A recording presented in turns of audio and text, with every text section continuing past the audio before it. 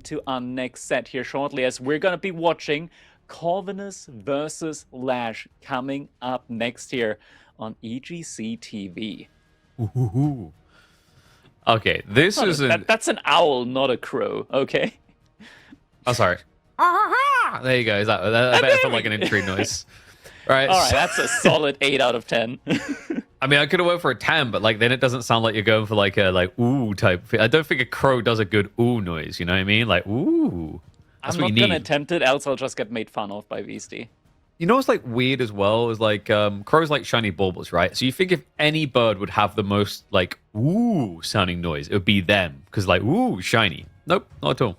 Just a heavy car, and we have a card beyond the best of threes now. So this is BO5 territory. This is round of 16.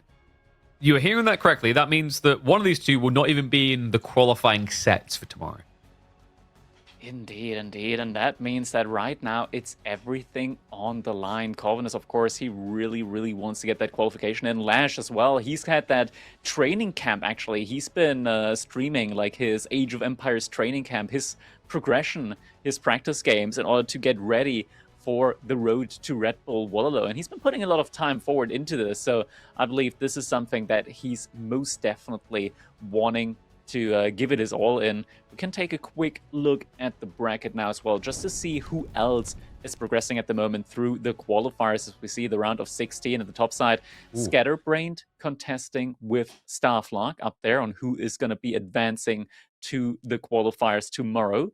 Mahodo versus Kuro and Sass versus Tiger is still going on at the moment. We're waiting for MSN versus GUA to finish up as well. The winner of that is going to be facing off against Legolas. Was Legolas also in Real Team? I don't know if is he still there? I think he is. Okay. It's an interesting one because I feel like Legolas, like you never hear anything from him, and then he just turns up and qualifies, and actually does reasonably well, right? Like he's not a pushover. I always get confused by his name because sometimes it's Legolas, sometimes it's Legaus. I'm like, okay, is this the same guy? Is that him as well? It's the guy that, if you've seen him streaming before, he's streaming while he's in his bed playing Age of Empires on a laptop. So he's the #1 laptop gamer. Yeah, either, as production says, either shirtless or in a tank top. Yeah, that's the perfect image there of him. So what you're saying is he's #1 ranked laptop gamer who has nips out. That's pretty much what I heard there. I think there's a very specific title, but he does dub it. Interesting on the other side, though, Myriad, his sets have been holding back a little bit. He's not ready to roll yet. Down 4 already waiting for him. Rough one for Gento, our, as I like to refer to him, gold-turned-conk Hungarian. The third highest ranked Hungarian, actually, in Age of Empires 4. Will not get a matchup against a fellow Hungarian there, potentially, with Myriad. Seeming like that. I think Myriad should make it all the... Like, I think if you look at that bracket, no offense to all the other players, can give him a run for his money.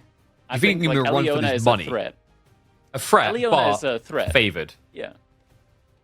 Favored? I'm not sure. It depends. It depends on, like, if Eliona gets, like, his cavalry... Like, Eliona is a player that vibes with the cavalry meta. Myriad, of course, is a very solid player, but I think sometimes the nerves kind of tend to get to him. Now, he is in the comfort of his own home, so he has the benefit of taking smoke breaks whenever, like even during games. He does have the ability to do so, but Eliona definitely a player that can perform, and he is in that same, I want to say, skill bracket as Myriad. So it's not going to be, I wouldn't even put it as favored. I would say this is a reasonable... What? Never mind. Okay, we're getting tricked. It's not Eliona, it's going to be Ayame Sato. Okay, actually, that now I get to unravel everything you've done and throw on the ground and stomp on it, because Ayame... I was a little bit surprised. Ayame's a beast. I could have legitimately seen Eliona beating Ayame, because Ayame, yes, he is a beast, but he's also a ladder fiend, as in he's got a very, I want to say, specific civ pool that he likes to play. And by the way, just getting back from production, Ayame is in Team Elephant? Yeah, Louis okay, team? So I guess they were like, Louis not participating, we've got to have representation there. Ayame, best shot that they can shoot, and I don't blame them. Ayame has been really impressing me with his top-ranking performances on the ladder. Yeah. He's also just in that he's in that stage that I think your pub stars go through, which is BO3 Stomper, but BO5 is just a wet piece of cardboard. It doesn't hold structure, right? It gets to the point that like he goes from BO3 to this in a BO5. He gets full runtime errors. The brain doesn't work for the draft anymore. The plan doesn't come together, and all he sees is red. So that is something of which, to be mindful of. Me after a long night in Bordeaux. Sorry, just to clarify. You after a long night of drinking Bordeaux see everything in runtime errors. I mean, yeah, in Bordeaux, drinking Bordeaux. Okay. I mean, it's almost like, you know, the people like I see, you know, with music I see colors. Is this where we're going? Like the Crackety, when he's drunk, he just sees code everywhere. Like the Matrix is glitching. Sure. Sure, let's go with that. But yeah, Ayame, I think Ayame, like now I think like Myriad on current performances would be my favorite in that bracket. But Ayame, like it's really a case on whether he can turn up on BO5s. And it's a challenge to get to that point. Like we got Jiff in this qualifier, right? And we've talked about this before with him. Man. It's the nerves where I want to say, yeah, I legitimately think like Ayame is, like both Ayame or Eliona would be a serious threat. But the fact that Ayame has shown up here, taken down Eliona 2-0, kind of, and now the fact that Ayame apparently is in Team Elephant, which of course gives him the potential of like pretty strong practice partners, I want to say. That's more than a threat. That is a wildfire. That is a potential incredibly tough matchup that Myriad's gonna have to face off. But moving back over to the set that we're currently be looking at. Corvinus up against LaSh. We got our first game civilizations being picked, and it's going to be the Rus civilization for Corvinus up against the Byzantines for LaSh. Interesting here, Corvinus sniping out Jeanne d'Arc over Byzantines. Not something I would have personally expected here, but can make sense. But I want to say, like, LaSh in this matchup with the Byzantines, that is such an easy, I want to say, like, javelin thrower pick. Yeah. That is like javelin throwers, you collect, like, it completely takes cavalry archers and moves them out of the equation, and you have the permanent debuff with the camel on ease against a civilization that loves spamming cavalry. You're basically turning a cavalry civilization into a mass infantry civilization, which doesn't feel good if you're playing as the Rus here. No, I mean, you probably still think about a few horse archers for raiding on a map like Borderland because it's just so exposed. But yeah, I'd struggle to see it being the backbone of his like strategy here. There are some maps where when this matchup happens, there's some cheesy strats like men-at-arms rushes, like King of the Hill, I think is an interesting one for this. I'm not so sure about Borderland. Like, I don't know if you've actually really got the timing to get across the map quick enough. But yeah, like the Jean snipe out. You're in the diagonals. Yeah, I'm really wondering what the Jean snipe out was specifically about. Is there something Sengoku have to be worried about with that Civ matchup? I don't think so. Because Rus don't care. Yeah, I'm genuinely wondering why JD over Byzantines. Makes no sense to me, at least. Yeah, but it's confusing. It's confusing for sure. Will be interesting to see how exactly one's going to play out. Maybe there is a little backstory to it or something along those lines. Maybe Corvinus has like hidden strategies with JD that turn out to be incredibly potent up against both Rus and Sengoku. Something that I could maybe see is the potential of the Jean's riders being incredibly strong against cavalry archers, just because they take no damage. Cavalry archers got nerfed. Like, Jean's riders have so much pierce armor. Cavalry riders might as well just throw snowballs at them with how little damage they're doing. And maybe that could be a reason for it, but honestly, I don't see it. I think this is an potentially awkward draft. I'm not sure if there's a reason for it. Maybe there is. I mean, these players have been practicing for this for quite a while. I'm not sure yet. I would love to get Corvinus' opinion on this afterwards, to be fair. Like, just for this single snipe there, I would love to hear it from him. He does have a very different approach, right? Like, Macedonians has been a big wake-up call that he's been jotting to people's systems. One of few people that can also make Knights Templar work on land maps. I mean, we can see LaSh drafted that here, but that's because Kawasan's there. If we had only land maps, you probably would have seen Corvinus snatch that one at the end. because he was even able to make a 2TC strat work to beat Vortex in one of the weeklies. So yeah, bit of an interesting fella for sure. For sure. But yeah, I mean, for me, this is pretty cut and dry, simple when it comes to the mercenary approach here. Like, you have to go for javelin throws. I feel like this is something where I want to say LaSh specifically is one of those players that might get lulled a little bit into habits from time to time, where I could see him potentially making the misplay of going for longbows instead, because you go for longbows pretty much all the time, right? Like, it's the cut and dry, go for it in any game, because it performs similarly in pretty much every single matchups, going for the longbows. But this is like one of the times where if you don't go for the javelin throws, you're not setting yourself up for success. Javelin throws are just so potent in this matchup that I think anything but javelin throws in this one would be a pretty critical mistake. Yeah, it also gives you an opening to just block a fast castle strat from Roos. The Byzantines have a really good timing with the Kira Siphon build into Javelin Limitane push, especially with those tiny tree lines, right? Like, you can just basically catch them as they're building the landmark with the right timing. Yeah. Still gonna be 2.5 minutes until we get into our game number 1. Can take a quick look at the remaining civilizations here for players. Corvinus, he's gotten every single one of the new civilizations in his bracket. We got Sengoku, Golden Horde, Tuklak, and Macedonians. That's a little bit wild, I want to say, but in his defense, he's been doing a series. Where he's been playing all of the new civilizations for 30 games in a row. And towards like the end of it, like, he's been having some very, very strong strategies with every single one of them. Like Macedonians, he's been doing a lot of tower, or rather stronghold rushes with. Tuklak, just a ton of elephants. Golden Horde, I think, in general, is very underrated. Like, they have incredibly good boom potential and massing of units in Castle Age. Like, once they get to Castle Age, military production on their side is top-notch. Sengoku, of course, cavalry meta, they're good. And Macedonians, it's not just a stronghold rush, but, of course, also the Radari potential in there. And Macedonians, I gotta say, are like one of the strongest civilization on King of the Hill. Like, if you get the Golden Horn Tower in the middle, like, that's a mini Red Palace on a sacred side when there's only one sacred side. Yeah, and then you can build your production buildings there for extra arrow slit, so it kind of scales really nicely. Also, the crossbows, like in the castle fight, very valuable position for them to be spawning in. It just all makes a lot of sense. And, you know, to the Golden Horde point, I think Golden Horde, the best way to kind of think of it is they need to milk value out of feudal. I think the big mistake is, like, they don't have a backup plan of, like, didn't go right, I'll just go castle, because that usually kills you.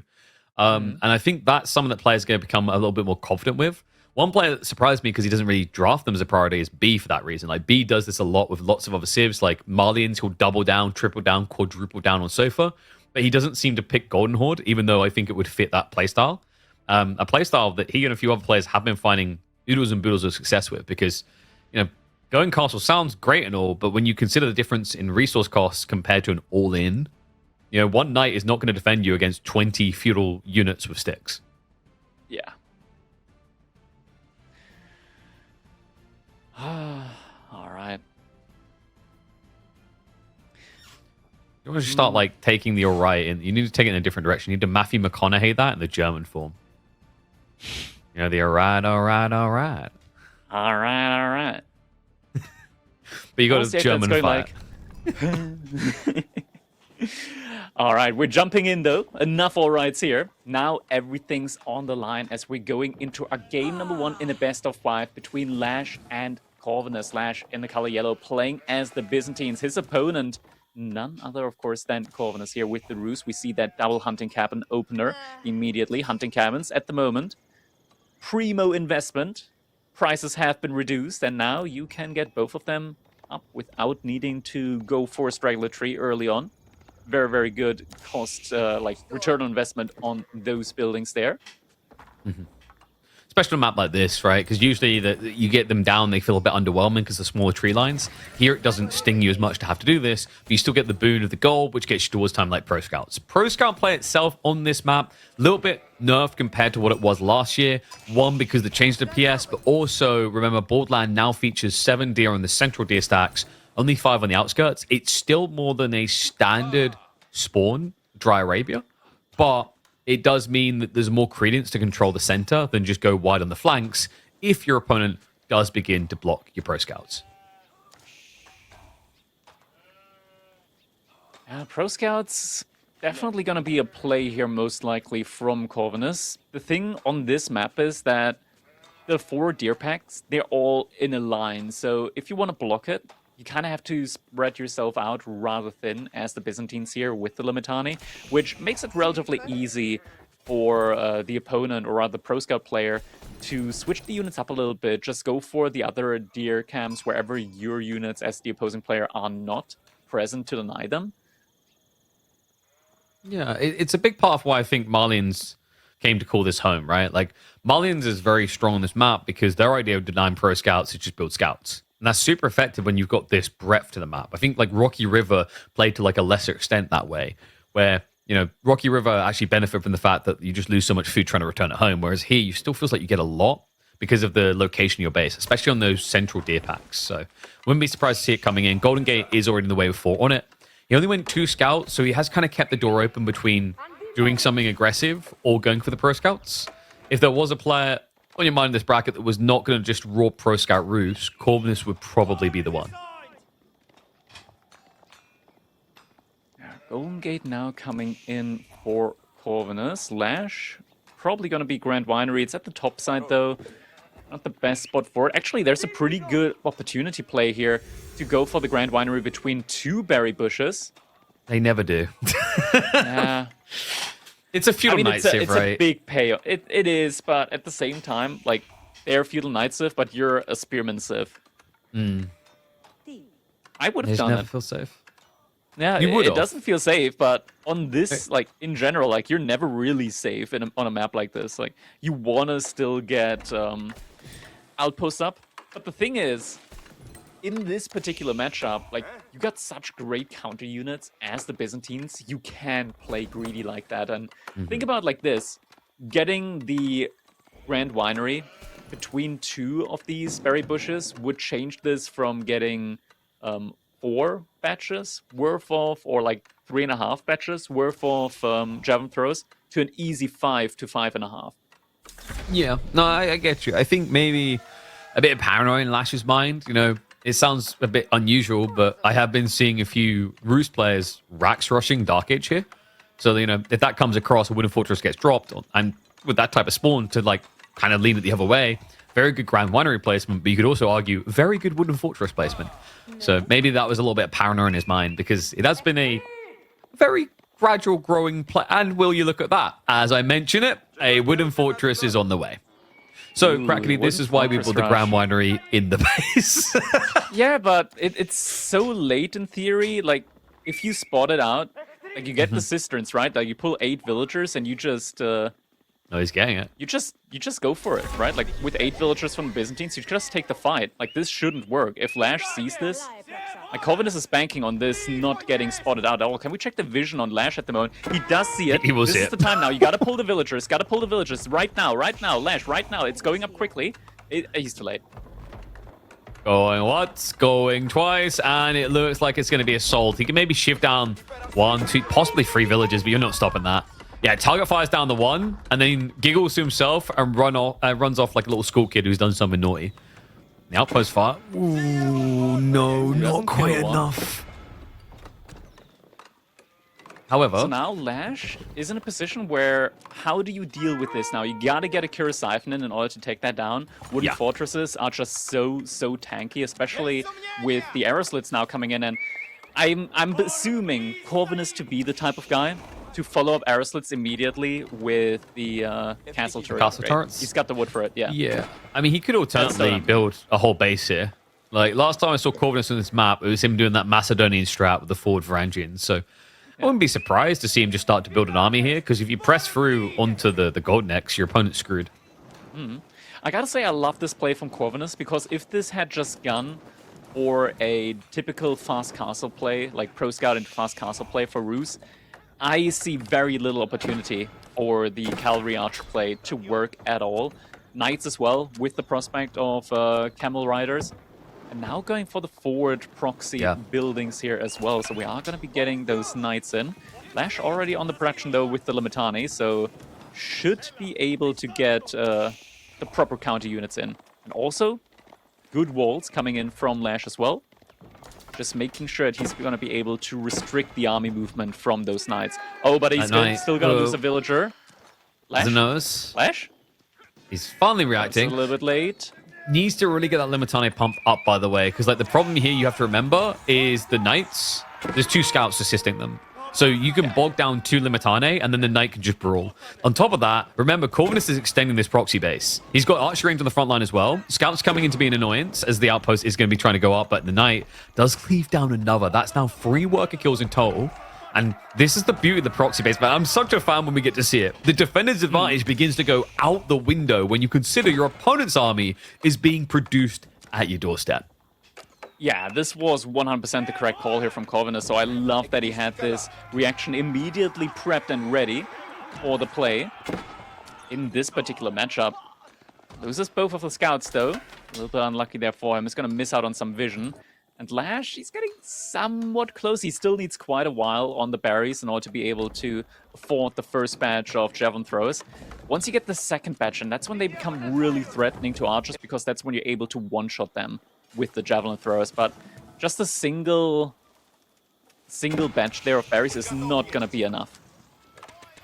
No, and he's not getting this back unless he goes to a Curious Siphon, which when there's Knights already in the field, a little bit problematic. You know, it's the Wooden Fortress defense. Like you mentioned that castle turrets earlier. This is the point in the game where it can begin to make sense when you know that LaSh has to come here. I mean, if he wants to find berries elsewhere, his options aren't very good. It's north of here, he'd be lightly scoured, or all the way to the southern corner, which is the length of the map away. Moment LaSh, he's only gotten the spearman out. We do now see a switch up into some Knights as well. Outpost fully reinforced at this point, so Corvinus isn't really getting any value over here. He's kind of throwing the archers away for the time being. That is not looking too hot. Takes some damage on the Knights as well. Not going to be able to heal that up. Loses all of the archers. Little bit overly ambitious there with that play. I mean, I realize he wanted to damage, but that honestly felt like a little bit of too much of a throwaway here. There was the potential of him trying to go for a fast Castle Age follow-up behind this. He was banking up a couple of resources, but he started to reinvest, so yeah, I don't think it's going to be a fast Castle Age play. I think he was just overvaluing the denial on the olive oil, because he's looking and going, okay, my archers will be countered when javelins come in anyway, so if I can starve him off that timing, it's kind of worth it. Doesn't really feel like it, though. Like, you know, you're idling 5 workers, but you end up losing, was it 4 or 5 archers for 1 spearman? Knight's now trying to dive in as more outposts are going to be coming online for LaSh. Just to secure the back tree line. Needs to be careful the positioning on these lads. Archers essentially becoming a front line again against the chasing Limitane. I mean, if he just kind of baits him out in open territory, I mean, this is the choice he made, right? The -5 archers, imagine if they're here. If they're here, these Limitane are all dead. Alright, it's taking a fight again. 2 now on very low HP. Outpost does get put up. Now the first batch of javelin throwers is in. Villagers on the wood line, a little bit funky there. We'll get the Knight as well. Gets a kill. Yeah, cool. I mean, it's always the annoying thing, right? Like, you're not French, so you're pretty much just dead weight when those Knights get that low. In theory, you could just try to garrison them and wait until you drop like 10, 11 Knights, because then usually that detail can go amiss. But at the same time, the argument at that point is if I'm only having to trade with 1 Knight at a time, they'll all be low HP by the time you have double digits.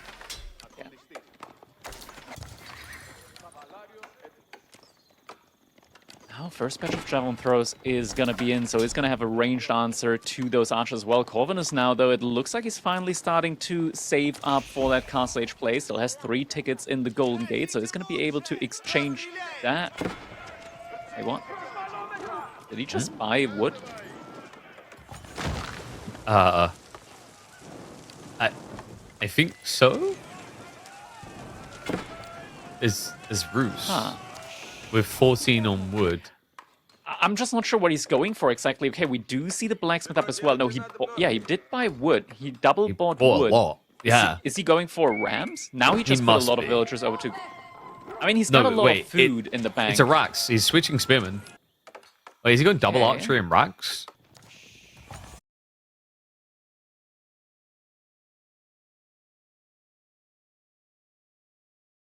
Deer, though.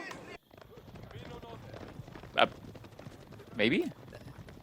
They're considering it. They find the straggler worker. That poor guy had the wrong idea. Apes strong together, not alone, and will he's got the gold upgrade. He's got the gold upgrade as well. He's doing extra damage to these villagers. Needs to make sure not to take the charge, though, from the knights. But yeah, an additional 30 gold there. That's pretty nice for LaSh, and could potentially be more in the future should he find some villagers there again. Active gold gathering now from Corv. Is he moving with everything over there? No, he's going for the main. The main meal. Take this fight yet. No, because you also don't know if his castle turret's 100% right, so that's a risky dive that could easily backfire. So we'll just back off for now. But a lot of active gold gathering Corvinus. I mean, it just makes the choice to buy the wood a little bit more funky, right? Like, you're not going to get more gold, but you get 20% more wood. Value. Yeah, you're still getting a lot more value out of it, right? Like, it's 100 gold for 150 wood. So it's still a positive trade, beneficial trade. Agreed. But, like, it's the type of play you think he would do if he was only going Archer Spear now, right? Like, the fact he's adding in a lot of knights means that gold could have been used elsewhere. You gotta respect the javelin throwers. Yeah. So you can't just go only archers. And now LaSh actually has enough for the second batch of javelin throwers. This is where things start to become a lot more difficult for Corvinus. We're now getting to the point where if LaSh had 1 to 2 Kira-siphons, he can easily just flatten out this entire forward base there from Corvinus. But it looks like LaSh is actually trying to go for a cast age transition behind this. I believe that... Can we actually quickly check his line of sight? Can we check LaSh's line of sight? He doesn't see very far into Corvinus' like forward proxy base. Yeah, he does not see a lot there. I guess he doesn't know just how much Corv is actually investing into this play here at the moment. Yeah, you wouldn't really expect double racks. I like it. I think the way he's played this is meant to be about map control. Has it got risk? Yes, but the alternative is what? Adding in farms at home? You're pretty much admitting defeat. We have to remember Byzantine economy is scaled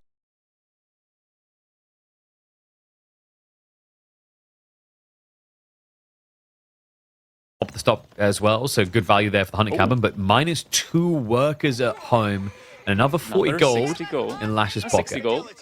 Got buffed from 20 to 30. Yeah. I know we're having some small micro disconnects on the stream every now and then.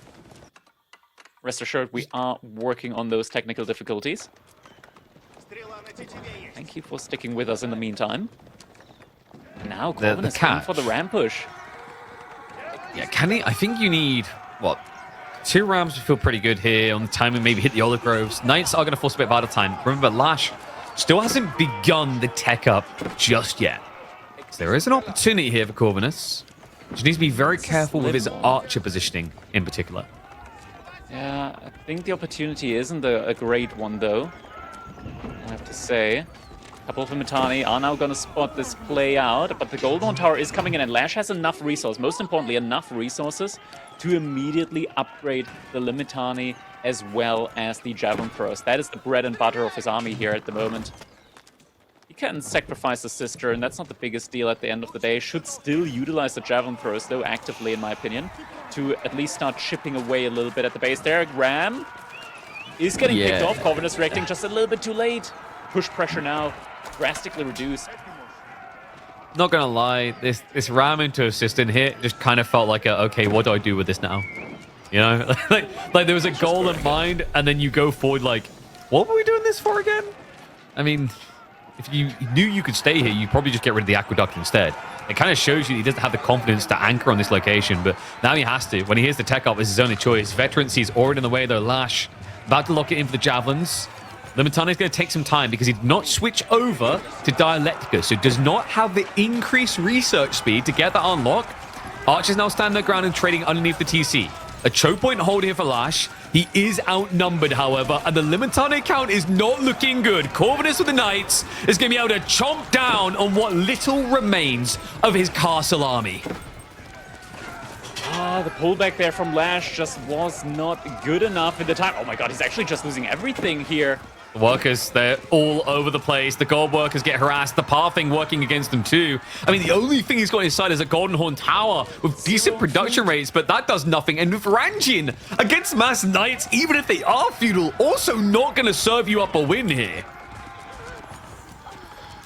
Spearman upgrade only just now finishing up. LaSh is getting the next batch of the Javelin throws in, but Corvinus now, he's smelling blood. Triple rams coming in from him, and he wants to take down the infrastructure inside of LaSh space. LaSh still hasn't gone out to food again. He's gathering a lot of gold now, able to drop a market, so might be able to buy some food back in order to get some units in.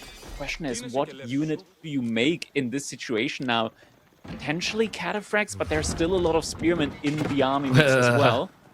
The food is the problem, isn't it? Right? Think about what's happening here. His only food source are the olive groves, and he's being harassed there. So, like, you basically need something that's food lean. So, cataphracts is definitely off the menu.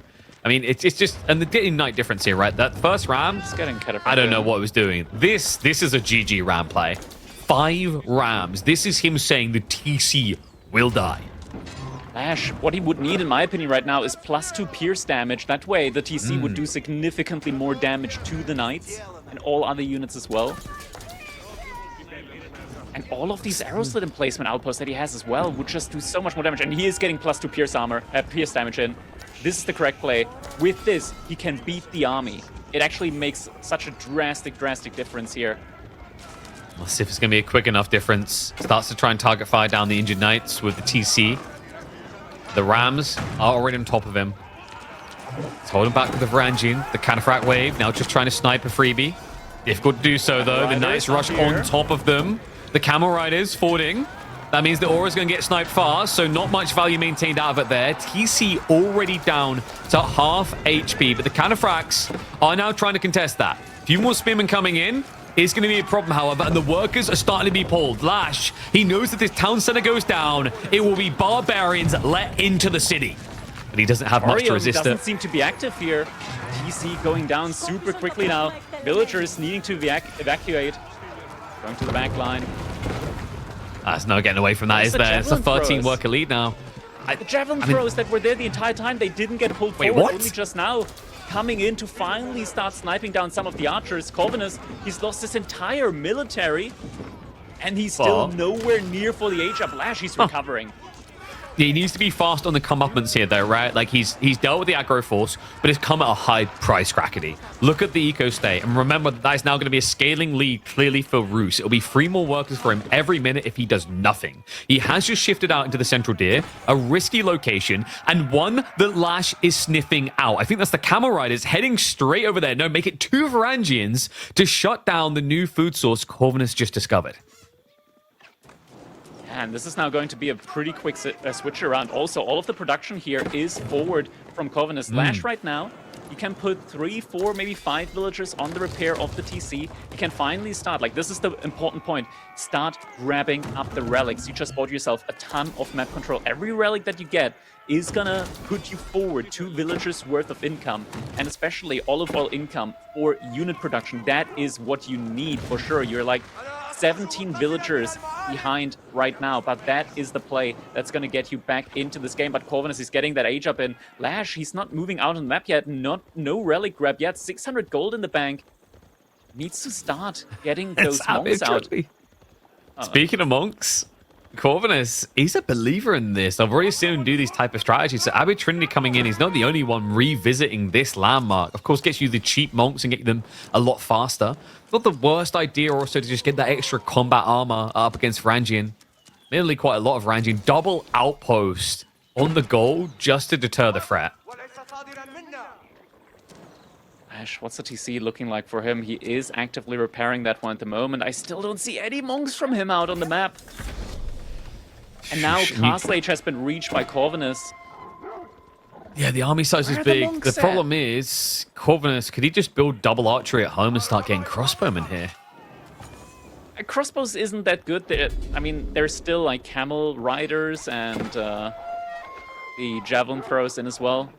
I think you need like a mixture of units. You can't just go only crossbows. He is making crossbows at the moment, but he'll need another combination unit. With veterancy, it takes only like 6 javelin throws to one-shot a crossbow. He has got the castle turret upgrades as well as Springles on the way. LaSh, this is how Varangian dives can backfire. They don't have as much health as men-at-arms, less ranged armor. So castle turret Springled is a toxic combo and a hard pill to swallow. What is LaSh doing with this dive? He doesn't seem to be recognizing just the threat here at the moment. Now he does. He's pulling back. I mean, some idle time achieved, but what, minus, was that 6 Varangian for that? And now the men-at-arms from the front base. Don't mind if we do. Not achieving too much. TC has been repaired behind this. Golden Horn Tower is still providing a lot of value. Halving. But there's still no monk from LaSh. And now Corvinus is getting the maximum value out of the Abbey. He's had gold the entire time. And it would have been worthwhile now that Corvinus is going crossbowman. Like, crossbowman means you would have wanted more jabs anyway from the olive oil you'd have in the winery. Exactly. There we go. The first monks coming in now. Sadly, not on Conscriptio. That way he would be getting those monks out at lightning speed. LaSh is actively guarding the relics behind this with the camel rider. So that is going to help him out at least a little bit here when it comes to the tempo and getting those relics in. This game has like undergone drastic swings back and forward. The one cistern here also has not been fully connected up yet. The pure chaos. Back into knights here. His food income at the moment though is really bad. Yeah, I think he just shifted out onto berries, which is where he's getting the confidence. He's still at the D and the berry south side. Realistically, the way he played this, he took a lot of the central resources first, so he does have his backup safety still at home. And good time, too, when the camel riders are trying to be a nuisance like this. We are going to be getting spearmen maybe added in more. I mean, it isn't a bad idea to go spears here. Your opponent's going crossbows, javelins, camels. It deals with a lot of those units reasonably well. Right, gets picked up early there. First relic gets put back in for LaSh. But Corvinus has already gotten 3 relics in now. Oh man, that could have been 5 relics for LaSh, I feel like. I mean, it's a sick read by Corv, though, because like the thing is, he'd know if you were going for relics the entire time, remember, because he had that wooden fortress where the army's now standing. He would have known the moment you switch monks. So a sick read by Corvinus. Gotta give him a shout out for that. Like, not many people would have just inherently fought Abbey of Trinity, especially when you're teching second. We're still at a point in the game, though, where LaSh at the moment has such a massive military lead. And never forget, he's still got that Golden Horn Tower. He still has the Camel Rider production, actually. He's actively making Camel Riders as well behind this, instead of more javelin throwers. And Corvinus, he's in a food transition area, or rather, transition at the moment, period. At the moment, 900 food per minute. That is about to go down to like 500 before it goes up again, since he just switched over to the berries. Without wheelbarrow, remember. Wheelbarrows are now only coming through at the 25-minute mark. What's the mercenaries there from the neutral market? LaSh is making a... Knights, maybe? It's... No, wait, Shooks? No, it has to be the elephant, right? No, Shooks actually really good. Again, like, look at what units Corvus is true. Making. That's true. I mean, War Elephant would actually be terrible against what Corv is making. Yeah, the Chug. Yeah. Very rare that Chug actually feels worth it. I've seen a few players trying it, but usually that's a tempo-based build where you're feudal all in. And we didn't care about that. Pretty good potential, but no, he's making the elephant. Okay, never mind. Wait, what? Yeah, he's making an elephant. What you don't know can hurt you? Because literally Corvinus' entire army is designed to kill elephants. Elephant... Once you see it, you feel like you have to kill it, right? And then you can just pull it back time and time. Like, no, he has got 2 months. Like, elephants are... They're a magnet for your eyes, right? Like, as soon as you see an elephant, you're like, oh my god, I gotta kill that, I gotta kill that. And then you tunnel vision onto the elephant while the rest of your army dies. There's a mum joke in here that I'm resisting right now, but I mean, you got a point, right? It feels like, oh yeah, especially if you get them low, you're like, I can just about finish that off, and that leads to you kind of overcommitting, overextending slightly.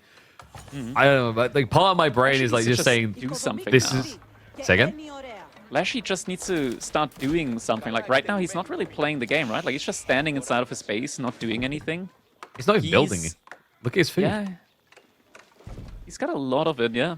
It's not moving out to gold. Granted, he doesn't have access to any gold at the moment, but there are relatively easy avenues to go for. Like the large gold vein over here, like there's nothing from Corvinus there. Of course, we know that, but he might not know it as a gold forward as well. But the way he's playing this, it's a little bit odd in that, okay, why... It's too defensive for the situation. That, but also the macro. So there we go. He adds in more production, because my concern here is, like, you don't actually want gold-based units. Your opponent has crossbow spearmen, so cataphract is a no-no. Like, think about what you're doing here. If you're building war elephants, you can't build cataphract. That's contradictory, right? What you've basically done there is the equivalent of, like, someone building archers and then building crossbows, and I've got horsemen. You're just giving me the means to count your whole army. So horsemen is a cool idea, though. The spearman blob is pretty fat already. I like this read by Corv adding in men-at-arms, but remember, LaSh does already have the answer with his own expos. Honestly, I think if LaSh just actually gets off his elephant and starts moving forward, Corvinus might find himself crap in the bed pretty quick here. Yeah, we got the second elephant now in as well for LaSh. A lot of Limitani as well. Limitani going to be an excellent front line here. Corvinus doesn't have too many archers. He's trying to remass into them now. But this army from LaSh, like it legitimately is not something that Corvinus is equipped to deal with at the moment. If LaSh gets like 2-3 Kira Siphons in as well, this is the most important thing. Once you go for the fight, you want to, at the very least, if you can't get to the villagers, take down the infrastructure as well. Yeah. And LaSh is intentionally waving his spear around in public here. Like, this is baiting Corvinus to keep investing in things to counter spear play, and he's hiding the horseman. It's very subtle. I don't like that he's brought this one pony forward actually right now, because like it does give a tip off of what's happening, because that's a vetted horseman. And he's literally just giving the game away. Like, this is the guy that you tell a secret to. Like, guys, we're going to have a secret party. And they immediately tell the guy. Corvinus, 5 up to be 7 warrior monks now. He is thoroughly relying on the Saint's Blessing now. Second TC for him as well. Yeah, and the Stone Gathering almost felt like Corvinus was trying to sneak in a castle drop to secure himself here. It would work, but LaSh, he's so far up in his face here. I can't see you getting the breathing room for this before a big fight. First couple of units going down here. Corvinus has got the very big trash army, but having, quote-unquote, like, cheap units with the Saint's Blessing can be good enough, and Saint's Blessing coming in.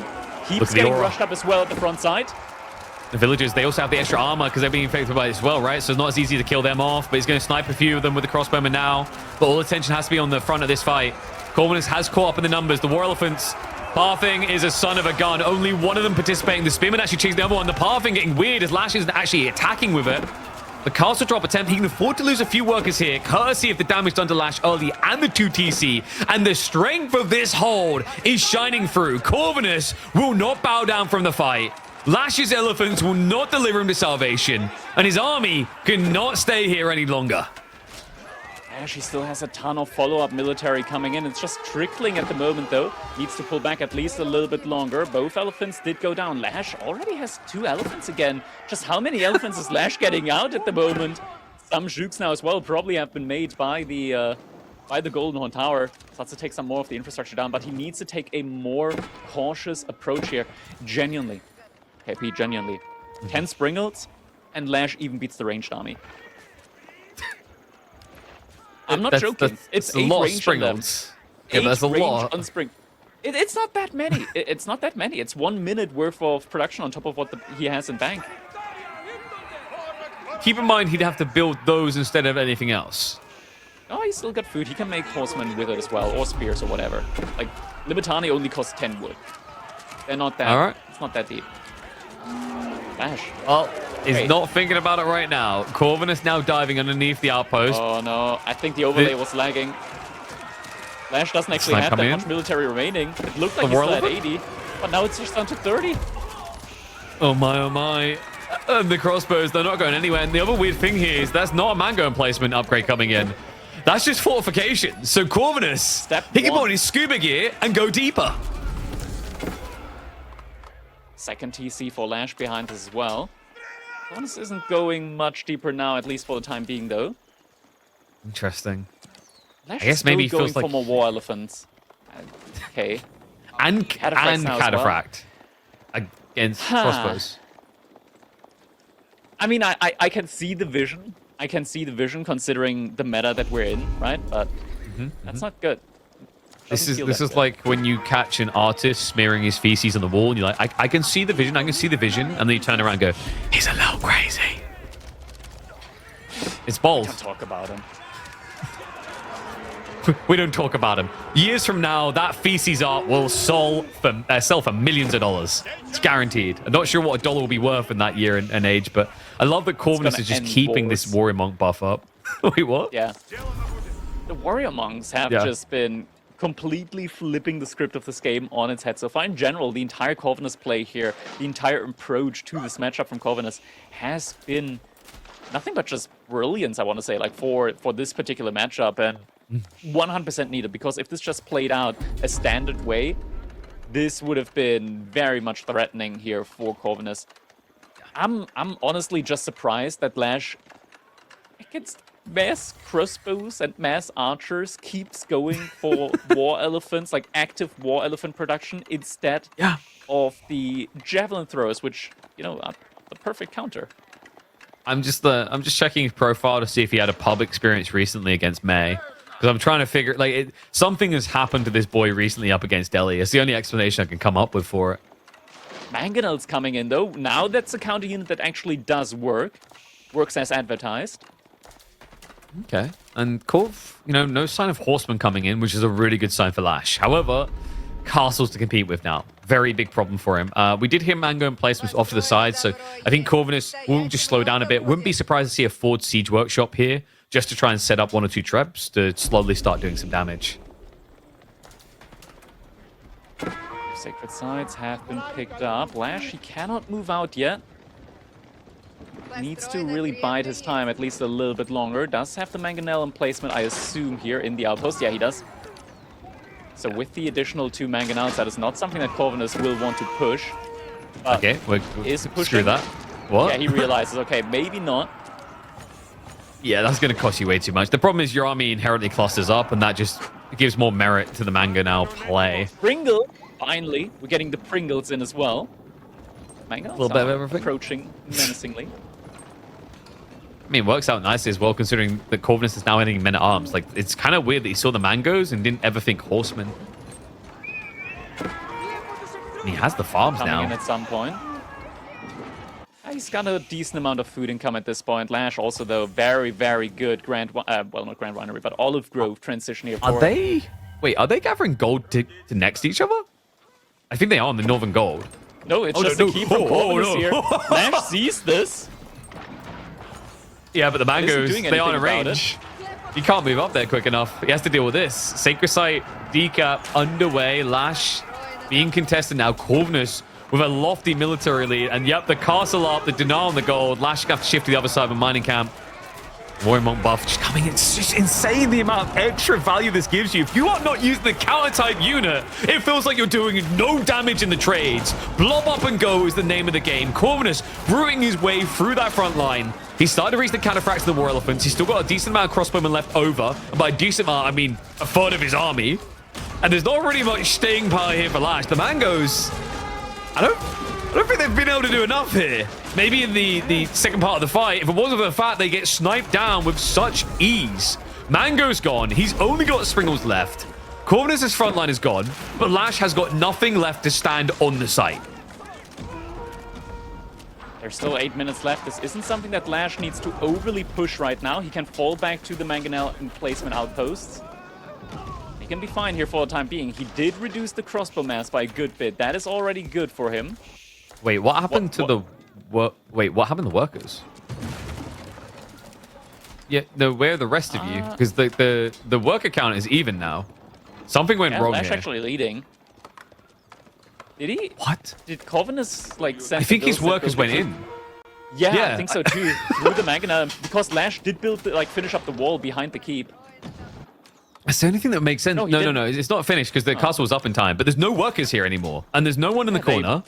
I think they ran in with their shivs out into mango emplacements. It's Springleton placement about to come in for the keep. At that point, LaSh is not going to be able to keep standing, or rather keep gathering from that gold vein. Needs more siege again. Siphon now coming in for LaSh.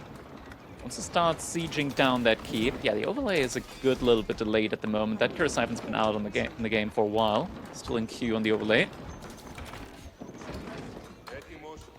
This is the thing, you got to sense the game, Crackety. You got to anticipate it. Exactly. It's like back in the day when we played League of Legends with dial-up internet and 999 ping. You just got to anticipate the game flow. Oh, I can do better than that. Ahead in time. It's just playing a MOBA and playing a skill shot hero with an uncoordinated team. You always have to anticipate 5 seconds ahead. It's like playing Doom, actually, on dial-up would have been the better one. Where you could literally feel input lag as you tried to turn. Treb now sieging down the Winter Fortresses. Corv? I don't know, man. Like, it felt like telling that fight, there should have been a dab with a napkin on the mouth and an easy peasy consumption of a win, but those worker losses, I mean, they've given away for LaSh here. I want to say, like, for both players here, time and time, like, this has been a wild swing back and forward. It has, yeah. LaSh, though, with like the amount of sprinkles that he has, Corvinus, he's trying to get some choke points in with these walls on the sides now. Mass horsemen with a good amount of sprinkles. I wish there were more sprinkles. I wish we got up to 10 sprinkles. 6 sprinkles. We're in a territory where they can be sniped with somewhat of like efficiency. But you can't snipe them. Taken. You need to deal with the elephants. These guys are just giant lambs to the slaughter. Blessing coming in again. Corvinus using the mangoes to try and snipe out those springles. Oh, the shots coming back the other way. Shots. Pretty painful. Corvinus, he's ran out of monks. He won't have that buff for much longer. And he's stacking his siege on one location. So Mango's trading out well there. Villagers now being pulled for the repair. LaSh, this could come in clutch just in the nick of time to keep his siege alive. And Corvinus doesn't have any quick way of killing off the siege ball here. Only a few archers and crossbows. Siege getting taken down. Starts to focus down the Springles, but now there's just not enough units to get them down quickly enough. Springles actually pulling back. Mangonels are going to be tanky enough here at the front line. It's Horseman as well. Getting drawn out. Yeah, it's the Horseman. You're running headfirst into Horseman now. He only has a few men-at-arms to try and hold all this moment, but the Simon's just not going down. I don't see this happening anymore. LaSh is even up the military on the verge of taking the edge. I mean, any military there is for Corvinus is sitting back at base waiting to arrive. His production on the front line that led him to victory in those earlier skirmishes, maybe biting him in the arse now that he's had to build it up back in his base like a normie player. Sacred Side victory is going to be out the window now for Corvinus. He needs to regroup his inside of his base. Farms are now getting put up very, very quickly. He's been using a whole bunch of his wood so far for the siege, and now needs it for the farms.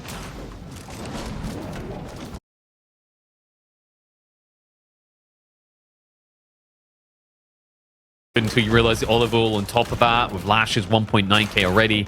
Sprinkle count, you want him to go to 10. LaSh has saluted and says, your wish is my command. He's got more in queue. We're getting there. I just don't know if the game's going to be going on long enough for it to matter. I mean, this is starting to look fairly cut and dry. Unless Corvinus comes up for some drastic change to the plan, he's just building more of the same. Corvinus behind this did also lose out on the keep. We're getting a nice little uncount runtime error here. They can't process all of the back and forths in this game. You see all those errors? That's every time the game switches around. There was meant to be a huge nunny scream on the broadcast. It just didn't come through. And as we know, the graphs tell you everything you need to know about how crazy this game has been. You saw it whooshing up and down there. At this point, that graph for this game on who's in control looks like a life support monitor with someone with a very healthy heart. Oh, Keep almost able to take down a Springled here. Horseman raids coming in now. Never forget, LaSh has the upgrade on them, the Exploratores. He's getting 30 gold for every villager that these horsemen kill, and the horsemen do bonus damage to vills as well. LaSh does find the first couple of villagers now. Jumping inside the TC, but there's more for the taking. It's the out of time, though. Corvinus, the way he's accruing resources, I wonder if he was considering just a sneak into Imperial with Sky drop. So this would idle him out in that timing a little bit. Gives an opportunity for LaSh to maybe just kind of square up and either catch up on the tech timing or now go for a dive. Yeah, LaSh in theory, at this point, he can, he's banking up resource for his Stone tech up. I don't know if he's still making units because I don't think the overlay is up to date at the moment. Probably You have still to like feel the state of the game. Feel the state of the game. I'm feeling it, man. I'm feeling the age up. You know, he's got somewhere better to put that olive oil. Elephants aren't cutting it. But nest of bees, you know, raw cannons, those I can get behind. Definitely a party. Age up is coming in now for Corvinus as well behind this. It's a little bit of resource on the overlay, but should be able to just trade out a little bit of wood for it. 1 elephant, 2 elephant. Sorry, you're trying to put yourself to sleep right now. No, I'm trying to figure out just how long the delay is between the overlay and what we're actually seeing on the screen. I think it's like 20 seconds. Yeah, I think it's more. Taking bets now. It's like the new high score coming through. I mean, LaSh is already an Imperial Age, and we...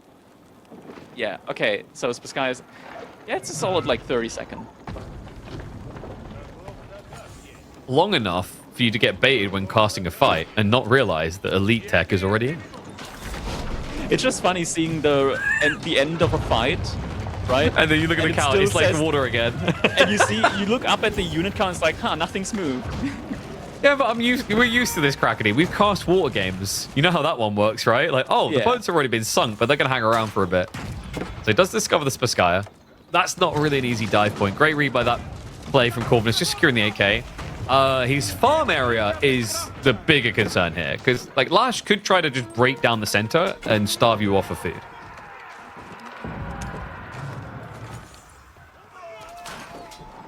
Still going for these raids, and these horsemen are bringing back money every time they get one of these villagers down. Corvinus still has the villager economic lead behind this.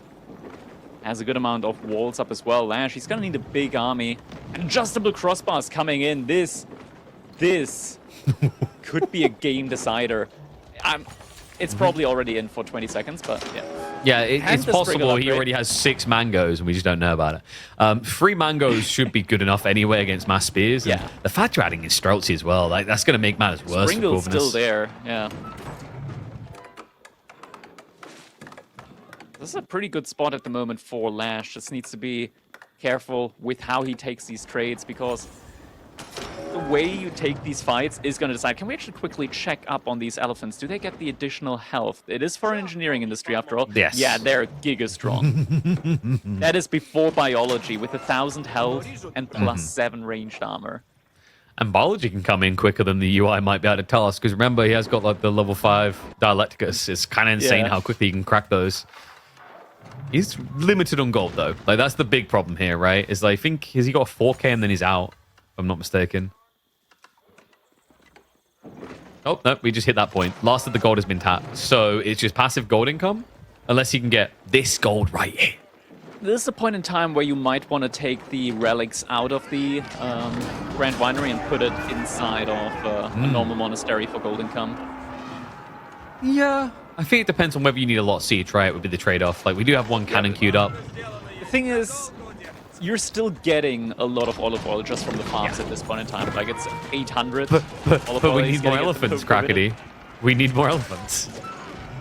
Surely. Against the mass of spearmen, 1 to 2 more elephants gonna make the Doesn't difference. matter. I got foreign engineering company. We need more elephants. Do they get mahouts as well? Quickly select the elephants, please. Is biology already in on them? No. Not quite, not quite. And they don't have mahouts. Thank God. That would... That would be insane. Fight about to be taken, though. There's mango towers here, by the way. So, good luck. Fight's getting taken. Mangoes. Ooh, hit to the back. Damage. He didn't quite connect with the back line there, though, because Corvinus actually didn't push them into the fight just yet. But the Springles, like you were mentioning, they're just erasing that front line. Second wave coming in. I don't think that's the way to overwhelm them. Wave by wave, like a Call of Duty Zombies game, is exactly what Springles want from you. Decimates the front line, a complete deletion, and even the game can't keep up with what just happened. That army dropped like flies. Just watch that count go down. It's close still to 0. 47 spearmen, Pigeon. Still 47 spearmen. Yeah, It's it's fine. because, you know what it is? It's because when you die, your spirit comes out your body and slowly waves up into the sky. So, It takes a while. you know, it's still technically in this realm. Still 47 spears. Oh. Wow! Oh, come on. Look I at, want to see it and go they're down gone! live. Oh, that was one hell of a disappearing act. Now you see him, now you don't. This is where like people just start Reddit threads and start like analyzing it like CoffeeZilla. It's like, we need to talk about Speargate, okay? We were promised 50 spears, and yet after the initial round of investment, there was only 16. Where did the rest of those spearmen go? Going to the Shadow Realm. Speaking of which, the Keep's about to pay them a visit. Pringles can take care of the units nearby.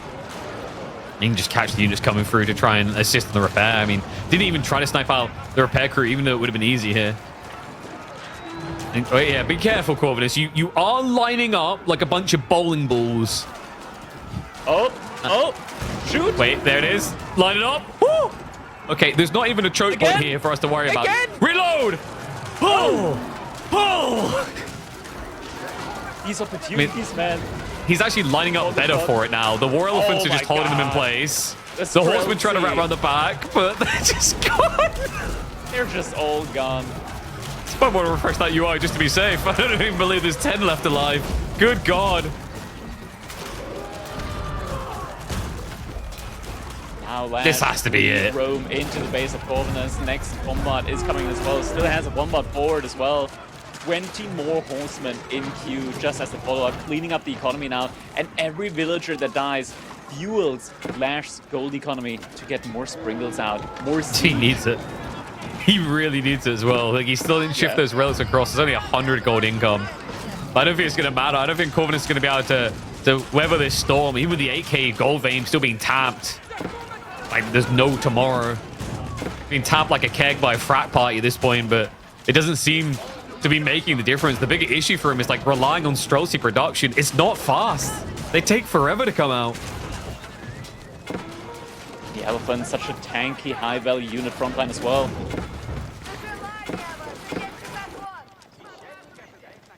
Corvinus, he just can't get LaSh out of his base. All the production buildings getting taken down one after another. No, I'm starting to wonder if we're going to see any more of the round of 16s. This is only game one. There's a giant reluctance to wave a white flag. I mean, in fairness, you understand it, right? Corvinus still got 110 eco. He's still got food and gold income. It's really just an issue of, like, have you got the time to now breathe to get an army back online? And then what does your economy do you look for? like I mean, afterwards? it's 2,000. Yeah. Yeah, I mean, it's 2,000 gold, so he will want to go for the mass Streltsy. It's just that with the Mangonel play and the mass Springles, it just doesn't feel realistic. And here we go, villagers getting taken down. Just a couple of horsemen raining in the cash. You know what it is? It's because he has no gold to afford Unitech. So he's like, this game's not over. You know, like, we haven't got bio yet. We haven't got elite army tactics. There's always a way to believe.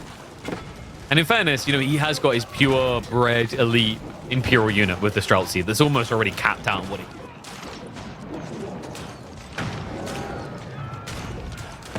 Now landmarks also under fire.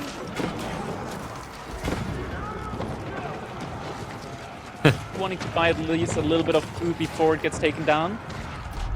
How long really is lacking at the this moment. series gonna be? Is now where my brain is going. I'm gonna say 3.5 hours. I think they've got it in them. I mean, Corvinus with the swings and roundabouts, the things he's drafted as well. He's got all the new civs. You know, if this is how he plays an OG civ to even get to this deep in the game, there's gonna be some distance to worry about. But I think game one is that resolution point. Surely, LaSh, look at the reserves. He's waiting for something to finally die so he can build anew. Definitely good amount of reserves here behind this. Also took the second sacred site now, so he's going to double his gold income. Corvinus with the horseman tries to go for a snipe onto the siege. Isn't quite able to find it though. Pringles retargeting. Limitan is such a nuisance, even for Streltsy at this stage. The damage reduction really does go a long way, especially when you got spread DPS. Not many mangoes, but just enough to be a nuisance. So Springel's still doing heavy work, but has he done it? now. Nah. For a second, you're like, oh wait, a lot of those red coats aren't moving. Especially when you look at all of those yellow dots that are moving across the map behind us as well.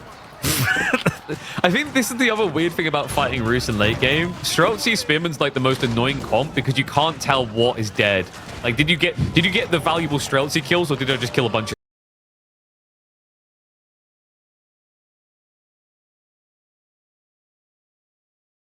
at me or bad units? We'll know when they start shooting us in the face.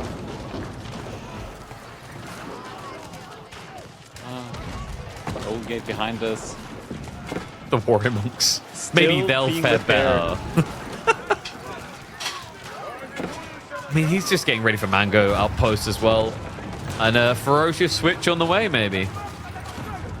Is he thinking of Varangian to end this? I mean, he's got 1.2k gold income. I mean, at this, we're getting to the point now where Corvinus, he's running out of gold. He cannot remake any more Streltsy. So at this point, he's reached the end of his opportunities. We're seeing all the Varangian upgrades coming in for LaSh behind us. The movement speed upgrade on the Berserking as well. It's also, the fact is, like, part of this is the 4k Vayne. The rest of it is actually he keeps raiding the farms. Like, just look at the eco count now. He's been stripping him down. I think Corvus like 100, 110, now down to 84. Yeah. On the forward gold, there wasn't front of Corvinus base now as well behind this. You don't take it, I'll take it.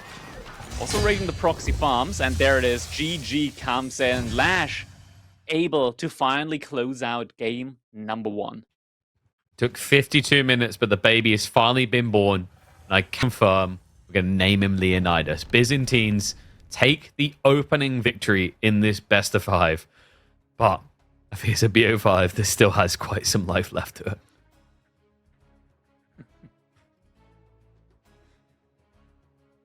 How was this 52 minutes?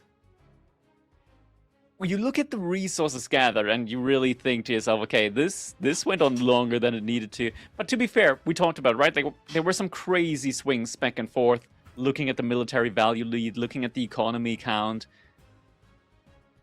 And I really like the way that Corvinus played this. It's just that when the final push came in, genuinely that +2 pierce damage upgrade for LaSh saved him. I agreed.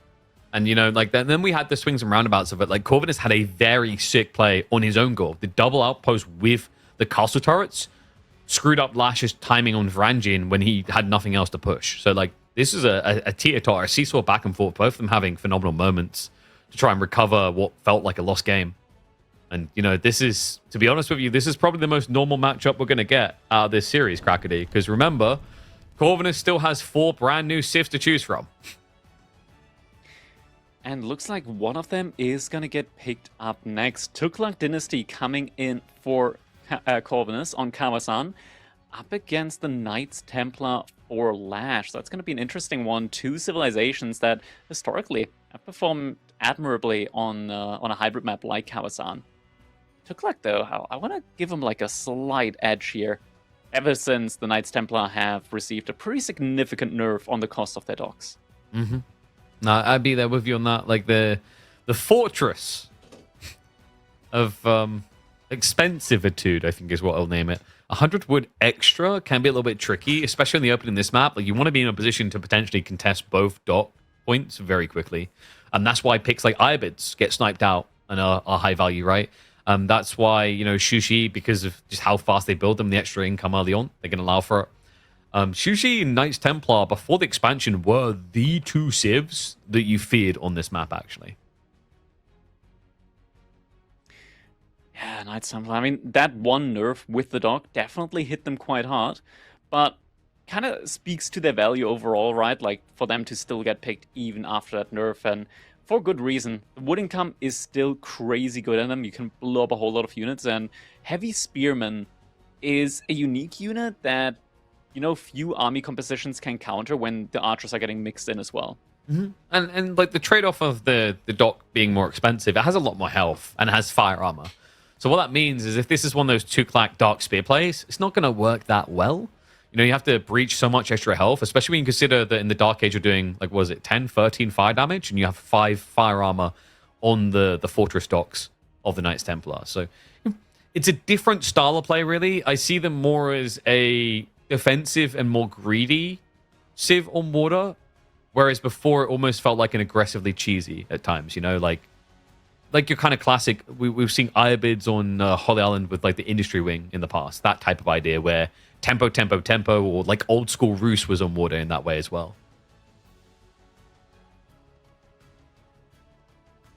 Yeah, indeed. The thing with Tuklak in general, I want to say, like, going over to Tuklak here, on, like, these water maps, I feel like Tuklak, low-key, is an insane civilization as the game goes on. Like, they got these insane, like, up and down spikes, especially in the economy department. 5-second research time on upgrades. If you macro correctly, and I believe Corvinus will have a macro game plan. We are ready to go. There you go. If you stuck through the black screen, you're a true Age of Empires 4 fan, and you'll be a fan of this one. Game number 2. LaSh with the early lead. We're going a bit of fast forward here to catch you up because we have got Knights Templar up against Corvinus' Tuklak Dynasty on Kawasan. Apologies for that, folks. We had a slight internet issue.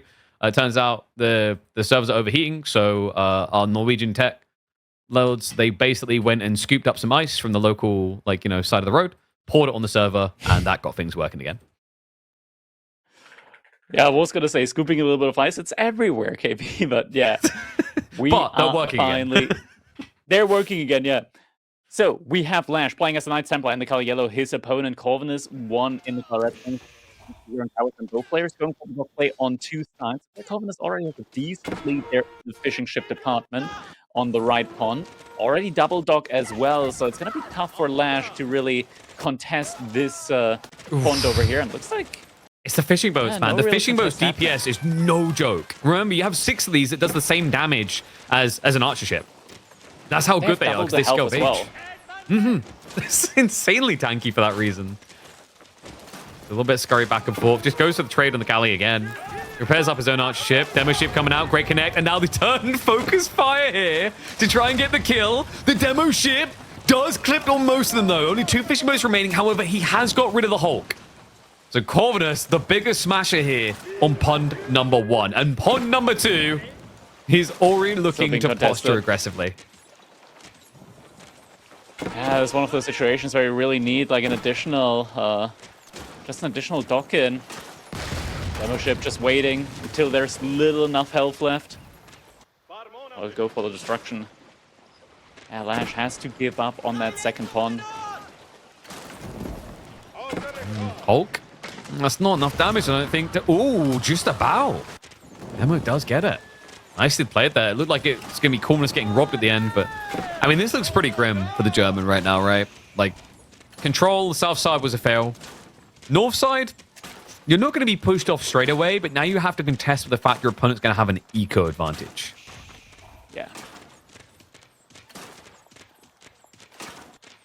It's going to be a difficult one. A pretty big eco advantage as well. Though a lot of the fishing ships have been taken down by LaSh, so now he needs to really invest heavily onto that second pond. Maybe get an additional, just an additional dock up on that side. Do see Springholm placement coming in, but at this point, probably not going to be able to take down too many ships there. It does look cool, though. Fishing ships that can heal up. It does look pretty cool. That's the thing I always say about it. Like, it doesn't... The mathematically, it's not really any better than the alternatives, but it does look cool. Looks like he's going to get the kill. Doesn't even need the Hulk to finish it off, so... Pond 1 secure. Pond 2 fight. But LaSh, he's actually adding in Knights Hospitalaire. And that feudal age healing, you know, Corvinus already with the feudal age healing in as well. LaSh wanting to contest that. Double dock now from LaSh on that second pond. Knights Hospitaller also actively looking around there for any potential kills. And are going to find that villager that was on the way back. Some good villager kill over there. Healing each other up as well. I just love the way they heal each other. Yay! We killed an unarmed person! We did it! We're monsters! More crimes! Woo! But there's no one to call us up. The Core Hague doesn't exist yet. Demo. Ooh, nice side step. Corvinus avoids it being a double. Our ship also getting healed up. Yeah, this is going to be a victory for LaSh on that second pond. I back the elephants here. Sorry, bro. I mean, the black robes are cool and all, but oof, nice hold on there, LaSh. Doesn't end up losing his Hulk. I don't know, Corvinus, this is not really working out. He's going to probably have to start thinking about headbutting docks. I don't think you can really do that behind those LaSh. Also, now having access to that sacred site, so we'll be getting in the gold. Already on level 2 on the Pilgrim, so that's quite a bit of gold. Could be coming his way there. Raider Elephants now in queue for Corvinus. So we'll want to be getting those elephants out on the field as well. Quickly becoming quick, the... and they can... Yeah. It's the S-tier unit, this Civ, right? I think for a lot of people, it's quickly becoming an elephant version of Sapahi, is the way I've heard it described. With this many healers now as well, it's going to be kind of tough to take down any unit here from Corvinus. You need a really high army mass in order to get those critical hits in. I love how... He's pushing forward. Wait, what's the launch blob over there next to the berries? He's got stone KP. He's going for a 2 club at 4 drop. Oh my god, he's going to cheese him out of this game. It's going to be the Emir Warriors. 2 club about 4 rush from Corvinus. The Spearman blob is big. LaSh has an army here. That's a lot of spears. He got the shifts out. The elephants can't really be fording here for this to work. And they are. That's 2 already dead. Oh my, the Spearmen. They're struggling to get onto the rest of them, however. The archers are just trying to target fire down whatever they can, but these workers are so bloody tanky. They're literally dying. Just getting Another out stampede. Where's the rest of LaSh? Oh, he's filling the villagers! It's a party in the mid lane, LaSh! That doesn't work! Where's the rest of LaSh? I think they're next to his DC. I see dots there that aren't moving. They're coming in now, but it may be too little too late. The workers go back to work, but the Tuklakabad fort now being rushed up. The Raider Elephants going to be somewhat sacked, but I mean, the Spearman count, there's not enough here. Got pulled again. Villagers, gotta pull the villagers now. Archers trying to snipe the villagers. They're coming in now. Down. This is the point now. Raider Elephants, if they stampede. Oh my god, damage, spread it wide. Look at the damage being done. They're barely living, but the Tuklakabad fort, it's tight, uncomfortable, but it just might work. One final tap of the hammer, and it's coming online. There were 2 villagers left, and LaSh pulled them back just before. That could have been denied, but no, it goes up, and there it is immediately. Emir Warriors coming in. And no pilgrims for you, he says. What the hell is this series? Aye. Well, behind the LaSh, so a little bit behind in the economy, but honestly, not too bad. Not too bad. I mean, the more worse. He's got a decent army mass. More important question, Crackety. A little bit of a tech issue to get into this one, but worth the wait. I think so. Corv needs to upgrade this though. Like, that's the problem, right? You see the Ram player, it's a good call by LaSh. He's going for it, gold income as well, man. Like, he's not that far away from Castle. He's already got a lot of gold in the bank. Double Ram now coming as well. Once he sees the army though, oh, he hasn't reset the pilgrims yet. He's gonna sack him once again. Emir for the snipe now on the. I mean, you gotta. Yeah, the archers just don't do damage to them. Oh my god, they're so tanky. He needs his upgrade. It is on the way. It's going to make a world of difference. And oh no, LaSh is the worst time to run away. He just garrisons it out. Angevin Empire has been queued up. And the Emir Warriors can't go too deep. Remember, they have an aura range. If they go out of it, they begin to decay. You know, it's like getting really slow. Yeah, it's like an alcoholic away from a pub. You know, more than like 10 seconds, he has to go back inside.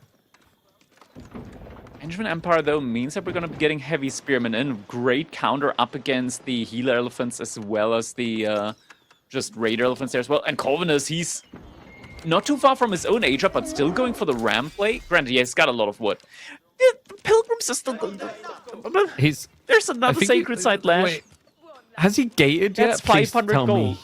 Has he gated the east side? That's what I'm wondering, like, if he's rallied them No, he hasn't even must have, rallied them. right? He's legit just... Oh, He's God. still rallying them to the wrong sacred side, but does he even have a gate? That's a good question. On the wall to the right-hand side. I legit... There's no gate. It So wouldn't matter, either yeah. way, oh my god. It's so much gold that he's lost there so far. There must have been like 3-4 pilgrim trips with 2 pilgrims each. He's lost out on like 1,000 gold. Which would have been pretty handy about now. He actually has to switch more workers onto the gold just to compete there. Extra rams coming in, but remember, Corvinus already upgraded the castle, so the health increase is huge. The DPS as well. I mean, there's 9 Emir warriors. You have to dive with the rams to do anything, and it's a real castle now. Like, DPS-wise, it's really not off on what you get out of a castle. He's ramming down the docks. Okay, that's cheeky. There's a villager here. Villager needs to run all the way to the other side to redock or something like that. No, he's going to kill them. Instead. Surely that's going to work. There might be some raid elephants coming in. LaSh at the same time pushing on his side. Corvinus just getting the age up in, and never forget though. You miss. Good luck, get the techs in quickly. Look at the DPS burst already on those archers. They're just going to go for the garrison. A few of them start to strike in. Torches out here. Do or die in this castle. LaSh. He's trying to punish Corvinus for that tech choice. Crossbows have been queued, but they take time to arrive. The Emir warriors, what if they would have been better at just, garrisoning out like that and going straight off the rams? Elephant's coming around. Once that keep goes down, these Emir warriors are not going to pose a real threat. Look at them, old men. No longer that big of a deal. But LaSh, he lost pretty much his entire army. Yeah, he's got 10 Angevins in queue, though. That's a lot of spears. He's on +1 pierce damage. +2 is only just now coming in, so the archer is doing very little damage currently. Look More at reinforcements coming in. Cole's got so much food and gold in the bank, actually. Like, it's just an issue of production at this point. It's a pretty big amount, and he just pulled 11 villagers over to stone. Time to do it again. And I'll do it again.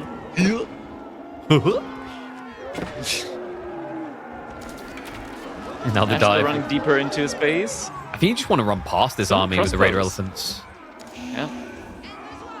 Okay, now the Emir warriors are actually weak, old man. Very weak. Can we select their stats now? Wait. They're like, give me a new castle. Another, oh no, another give me a new castle. I need it. There's some men-at-arms in there, and also, like, they might be weak, but the healing just fills up the bars quicker. Oh god, no, LaSh, don't do it. This dive. It's Trans-Stampede time. We've done it again. Splash damage. And a strike down there. Remember, LaSh, his economy is a complete and utter farce. Oh, the unit's gone again. And this looks over. The docks are still down. He doesn't have food. Yeah, the docks are still down for him. The villagers casually walk by. How have they haven't been reacted to yet, but there's no way you get away with that. And he's still sending the pilgrims to the wrong side. But that wasn't a castle this time, Krakeny. They might have made it. They didn't. And the rams are still pushing from Corvinus into the infrastructure. I'll say again. This ain't it. This is ridiculous. Corvinus. Corvy's about ready to drop another keep. 2 games this series, right? 2 proxy bases. Look at the position. Oh, for God's sake, just get him. 4. Give him the win. Just go. Get out. Game 1 was a little bit long. Game 2 isn't going on for much longer. Oh, no. But hey, you got anything left? For LaSh. Yeah, we're just going to stick ourselves here. But honestly, the confidence play would be to build a siege workshop here as well while you're at it. Corvinus also getting all the relics behind this. Unbelievable. This is the type of stuff we shouldn't be showing the public. Thanks, because this is now about to be someone's pub games. It probably already was, but now it's even more people. Oh, LaSh was trying to go for a fortress behind this to get another. Yeah, it's too late. Oh, no. Yeah, you haven't got the time there. 28 seconds is too little too late. GG. Game number 2. Corvinus with a fast strike back. Now the set all evened up in this best of 5. Looking at the stats here, total resources looks like LaSh. No, wait, that is the wrong game. That's still Rus versus Byzantines. Wow. Oh my god, that's 52 minutes went so fast. I mean, very fast. Lightning speed. In fairness, that game was, I think, 24 minutes. If it was 22, you'd have an excuse. You turn the 2 upside down. Yeah. But yeah, 25 minutes basically with this one. And I mean, for a moment, it looked like we were in for a long haul, right? Like we got the hunkering down, both pawns, and then Corvinus done the tuk thing. What is it? Refreshing. It's not often that we see strategies like this in competitive play, so getting to see them, definitely just a nice little change of pace, gotta say. Yeah, I mean, so tight on that castle as well. It could have easily just been 2-0 at this stage. And, you know, had he just had that little bit of extra damage, that little bit of extra tap, that one worker not finishing off, I mean, that could have just been GG's the other way completely, considering that Corvinus had no backup plan with the workers. But props to him. And it means the funky wild rides continue. We did warn about this. He has all the new civs, so he's going to keep doing those things. And LaSh, he likes entertaining games. So what does he do? He doesn't ban the original civ, the older civ. He allows the new one through. Macedonians for Frisian. It's going to be the same again, Crackety. Yes, I was gonna say, like, something tells me that it's gonna be more of what happened last game. It's coming in next, and this could honestly, like, LaSh can tilt, and I think this might be a great source for tilt potential. Yeah, because Macedonians playing against them, Corvinus with the Macedonians, I believe can be extraordinarily filthy to play up against. Yeah, because I've seen what he's done on the ladder. That's the thing, right? Because like your brain is like, oh, he rushed me in feudal with a proxy base. He rushed me in feudal with a proxy. This time he could rush you in Dark Age to set up a proxy base. At the same time, he's very polarizing because he doesn't just do these forward bases. He also does these 2 TC strats. So like that's something that the LaSh has to be kind of aware of, is there is multiple directions Corvinus will go in. He's not a one-trick pony here. Yeah, he adapts his strategy to whatever civilization his opponent has picked. In this one, it's going to be French. So French at the moment, they do want to go for pawn play early on Frisian marshes. And I think Corv is going to respond to that. Okay, there's going to be the Giga IQ play here. I'm going to tell you exactly what Corvinus is going to do in this one. He is going to send a villager out early, all the way to his opponent's side, and then stronghold drop next or close-ish to the dock from LaSh. And go from there with the Edgar Mother into dock denial, into gold denial, into mass stronghold tower rush. Yep. I mean, alternatively, you just jam that bad boy on his gold instead of the dock, because... You know, that, like, you want, let's be totally real here, Crackety. You want your base in his base. And if you start at the dock, it's much further away from his base. On top of that, he's playing French. So, how do you make a French player cry? Take away his gold. It's that simple. Works every time. Trust a Brit. Exactly. Like, my culture literally spent the last several centuries perfecting how we can annoy French people, historically. And same for them. So, if anyone knows what they're talking about here, it's me. Take their gold, they'll hate you. It's similar for Macedonians. Take away their gold, and they're gonna be crying as they cannot get a single upgrade in on their units, but... Yeah, I mean, you're taking away their gold, but you're also taking away their silver. I don't think LaSh is gonna be in a position early on here to... So, Dark Spear rush from French, you're saying? Yeah. Please. I mean, in fairness, we always talk about Macedonian economy sucking. So, French economy, you build more villages. So if it's a 15-minute Dark Age... Does it truly suck, though? I feel like all economies suck in the Dark Age, or just aren't that great, but... No, French one scales, I think it depends on... Yeah, it scales, but like it starts at 0 at one point, right? Like it starts at a base point. It scales slowly. It's like a ramp up. So there's a timing where Macedonians are like perfectly even early on. I think like what was the best Dark Age economy in the game? Byzantines. Yeah, it's probably Byzantines. Has to be like second place. HRE. Yeah, HRE. Well, this is easier than we thought. Fourth. You think English with farms? I don't know about that one. Yeah, Cow just said English with farms. That's not true. Yeah, I think he's just bitter about the Marlene nerfs. Maybe they would be if they had the campfire in Dark Age. Shushi, maybe with the free IO, you get immediate supervision. Yeah, because like China's not that good in Dark Age because you don't build your Imperial Official. Anyway, Yeah. enough ideation. Jumping in. It is time for not creation, destruction. And Memory afoot. Corvinus with his Macedonian dynasty, one to keep an eye on. LaSh may be at risk of being on tilt if this goes the way we're expecting. He heads into the Phrygian marshes, the French pick in the yellow. Macedonian. What are we getting here today? It looks like actually I might have been wrong here, as Corvinus is dropping his own dog. Oh, there's the one we forgot for like Dark Age economy, actually, Sengoku. It's a pretty big investment though into it, and it's not a direct bonus, I want to say. It's like not 125. immediate. Yeah. It's not immediate, but yes, but also no, because I feel like if you want to include Sengoku, then you also have to include House of Lancaster there. Yeah. And, well, then French is actually up on the rankings. We were just talking about, like, Dark Age economies and which civs have the best ones. Macedonia's going to have a nice booster here. It's going to be mirrored by French. Remember, French like building docks because they also happen to be a house. So they end up saving 50 wood as they're scaling upwards. Yeah, it's definitely not bad for them as well, because can we quickly check up on the dock? Before I spread misinformation, can we see if extended lines is also discounted for the French on the dock?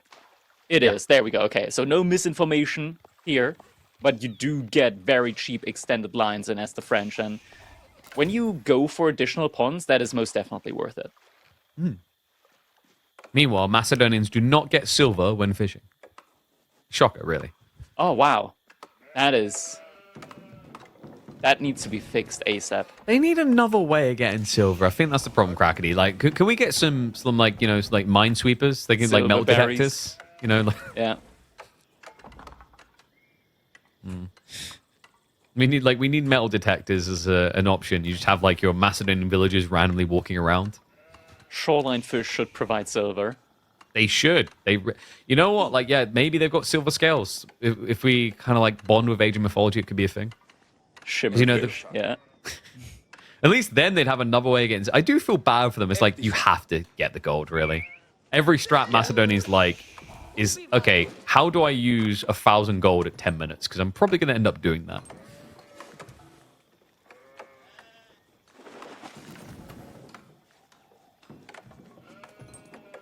Behind this now at the moment. What is going on in the early game here? It looks like Corvinus so far hasn't done anything weird. Nothing overly weird so far. Which is weird for him. That is weird, yeah. So I guess in a way he has done something weird by not being weird. To an extent, yeah. The play they never expect. I would have expected him to pull something at this point in time. He has not. He's going to be taking up momentarily. Should just be the Hippodrome. See, that was an opportunity there to do something weird. Grand Winery would have been very weird. Yeah. Hippodrome definitely a normal play here, especially with Macedonians in their current shape and form. Just because those units, those Hippodrome champions that you do get in, provide some insane bonuses. +2 damage on all of your cavalry, then additional 15% movement speed on infantry, bonus torch damage, and not to forget the Hippodrome champions all heal themselves, even in combat, have insanely high stats comparative to other units. The Radari champion, honestly, is the stuff made of nightmares. Feudal Age with Imperial Age stats. I still don't understand where they came out of balance on that one, but yes. I mean, it takes a few minutes, but that's the beauty. You don't mind waiting a few minutes, especially on a map like this where you can blob up so fast. And, you know, French, not really the kind of civ to urge you into a castle fast play. They like feudal as well. And you know, at the end of the day, all these elements you get, your opponent either fights you and then rewards you with runestones, or they don't fight you and you end up getting a few worker kills because even the scout alone is tanky enough to dive the TC for some time. Golf Cavalry now coming in for LaSh. 5 villagers working on that. Ford gold. Double Ford gold for him. So LaSh can't really afford to do anything cheeky. Needs to be very much present here. Yeah, it's a difficult thing for the French, but to be fair, so far, without any major early play from Corvinus, he should have enough time to like get a couple of knights in. And early on, Macedonian pressure, like for the first 2-3 minutes, isn't that strong until you get the Horseman champion. Mm-hmm. Yeah, it's like, and also, usually the wallop timing is you go double horseman, you have the Hippodrome Scout come out, and you start harassing villagers, but French is kind of an exception there because the knights are just exceptional at contesting that.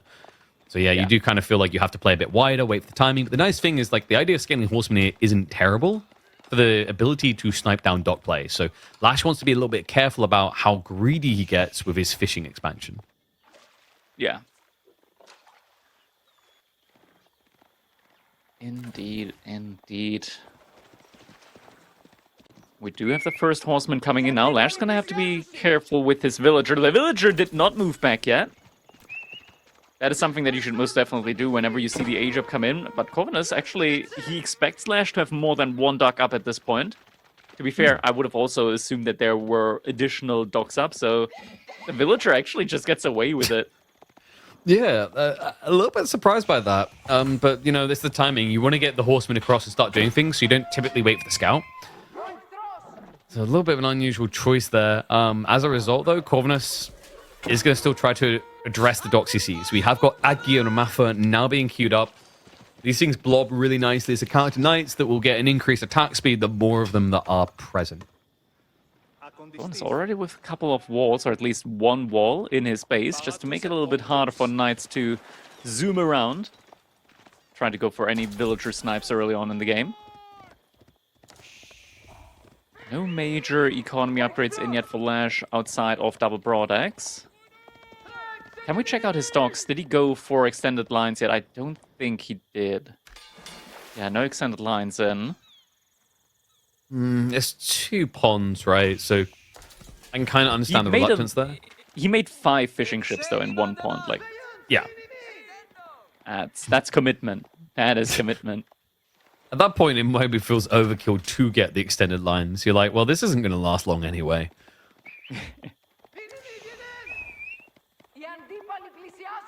Spears. Could be.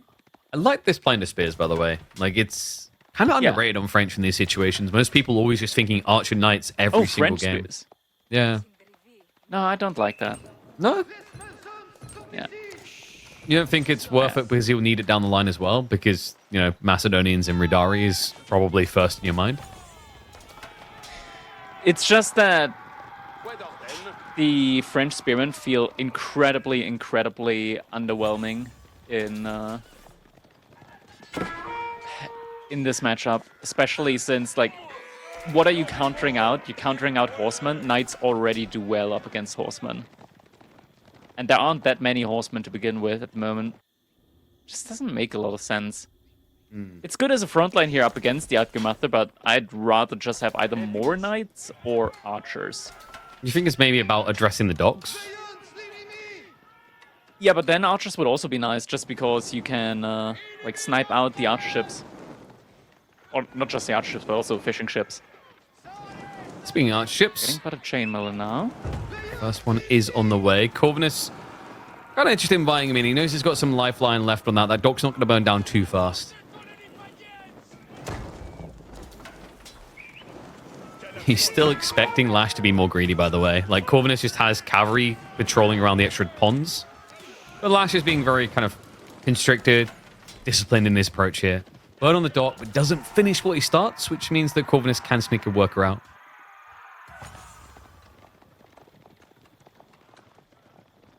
We're now seeing Corvinus switching it up into Varangian guards. The war camp only just now coming in for Corvinus as well. He didn't go for it immediately. Ooh, villager is going to get punished. And the fishing ship, or rather archer ship, not quite there. Not getting set on fire. Corvus has been a greedy boy. Yeah, I wonder what was going on here. He does actually spawn the demo. Not the worst call here, though, considering that LaSh only has melee units, but he could still just burn that dock without exposing himself. Yeah. And it's the Varangian He's switch going for the again. mass Varangian. Yeah, it's just mass Varangians now. Spearman's still danger. Oh, he needs to be careful. LaSh, he's not paying attention. Loses one reaction, knight. and now the panic. Now into the... Oh my god, that was... Are you kidding me? That looked like a genius stroke. Like, I was watching it thinking, okay, this is cool, because when you panic, you're going to run away from the spears. But Corvinus was not thinking in 5D chess terms. Misses a golden opportunity there. More archer ships being forced at the moment for Corvinus. That is, you know, a lot of value, actually, that LaSh managed to force out of him. So not bad at all for LaSh in this moment. Can now just continue blobbing the knights. We're at a situation now where, in theory, LaSh, with the front line and the knights that he has, he is easily going to win a fight if it were to get taken right now. But scaling not the worst thing for LaSh, right? We have to remember that he's got French eco, so he scales villages quicker, and he's now getting map control to go for additional docks. So the onus is really on Corvinus to do something, and we know he's going to do it soon. Look at the Varangian count, about to be double digits. And he's what, more melee? Overgathering a little bit on the gold. I think probably just because he wants more silver. But yeah, he's going for all the melee upgrades right now. Just got the champion as well. So Radari champ in means that you are quite speedy here. LaSh, he's just massing spearmen behind this. That feels really, really bad when you consider that spears do like 1 to 2 damage to Varangians. Yeah, more knights here definitely would make sense. Like, I understand it when you're initially breaking out, but like now, when you have some map control, that means you want to be dynamic. More knights sounds even better. Guess he just didn't want to invite Adgir Maffa blobbing, because we have to remember they do have that scaling attack speed as they get bigger in count. Speaking of the knights, goes in for a minimum charge. Pulls back now to his last spears through. Comes in. The Berserk means that the Spearman can actually do some meaningful damage here. And it's a surround. It's going to be a good fight. LaSh has the numbers, but has to split the knights back last second. Good micro to try and minimize the losses. He actually might still have to back out, though. The health bar is not looking pretty on the Cav. So, still definitely call that one a win. Just not as clean of a fight as he was hoping for. Oh my god, this Radari champion. Like, come on. Taking 2 knights down. And he barely costs more than a standard knight. I think it's at 300 resources to respawn that thing. He ran into the spears, lose another knight. What? Guildhall age up behind this? While doing this, he's teching. Are you kidding me? I can understand it, but it's still greedy. Needs like double archery ranges up right now to go into the Arbaletria. And needs to pull the knights back. LaSh, what are you doing? That knight still has like prospects. He's fine. He's still got health. He's still living. Gets the horseman. Doesn't give anything else over. I mean, it's no, the knight! Come on. That could have been a free full HP knight again if you just garrison him inside the TC or something like that. I think Corv has problems here, though. I mean, LaSh really needs to get knight production back up, but like the idea of vet knights here is pretty spooky. I don't think so, because there's still like so many Adgimathur out on the map at the moment. Hear me out. Just Arbitraire then. Yeah, that's the point, but Arbitraire aren't knights. And he's he's not even Arbitraire, he's upgrading the spears. Okay. I mean, Corvinus is also going for his age up, so maybe once Radari come in, but right now it's not going to help him a ton. You're also losing docks for this, which is a little bit problematic. He has at least snuck out to the southern corner. Corvinus might not notice that. Goes to the min charge. No reaction. Corvinus like, no, the docks is going down. And Golden Horn Tower is coming up. Where's that coming up? It's coming up inside of Corvinus base just to protect the next 4k gold vein. Price of stone as well, so maybe he's going to be able to drop a keep somewhere from that position. Yeah. Oh, It's just a next pawn shame is in for trouble. him. Villager needs to get pulled early. Will get pulled. But the dock will get found out. Might be able to make a Spears- demo ship here. Yeah, but the spears do have veterancy now. The problem is a runestone drop kind of turns things against you. And I just don't think he's going to be quick enough to be in position. So another Yeah, dock it's loss. just down so fast.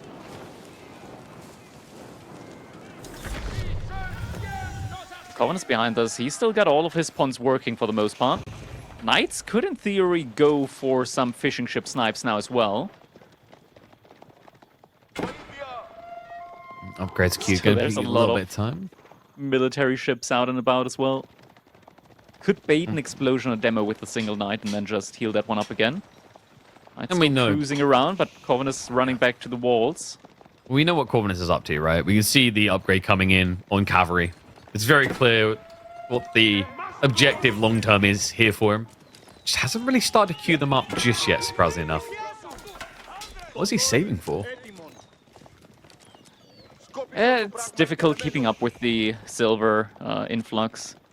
And sometimes you just want to also be ready to go for a tech switch should need be. Yeah, He's going for 1,000 food, Rampai actually, 700 first upgrade. gold. Yeah, so it's Yeah, definitely going to be the it's Radari Rampai, spam so- expected. And it's going to be Bog Yeah. Muffler in conjunction. So some of those things quite interesting here, actually, is like scaling the archers is really toxic the later you go in the game. Because if we do leverage that stone and start to get some mango towers, fun little food for thought, you can get +6 damage on those things.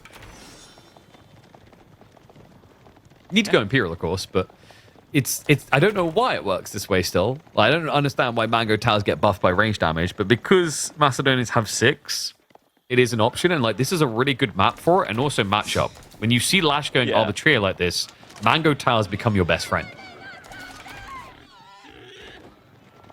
That's true. Yeah, work very well. Behind this, I mean, what's even more disturbing is just that pretty big mini red palace with the golden horn tower. Just going for the boar in the middle of the map. Income at the moment not looking too hot for him. Corvinus at over 1,000 food per minute. LaSh barely half that. Boar play might alleviate that. Oh, is he just gonna let him have the relic? Berserking gets activated. Knights suddenly start to take a lot of damage. Needs to be careful there. More knights over here. This fight doesn't seem fair Gotta anymore. contest the relic. Yeah, not anymore. Here we go, knights going out, but relic's getting pulled a little bit further Backstab back. attempt. We'll just also need to be careful. We'll just be able to scare him away. Outpost plus the crossbows. Enough to deter for now. Corvinus has got more Bog Muffler coming through. That's going to struggle against Arbitrary is the problem here, right? Like, I don't know, man. Do you just go back to Horseman? It kind of feels like Horseman is your best answer here.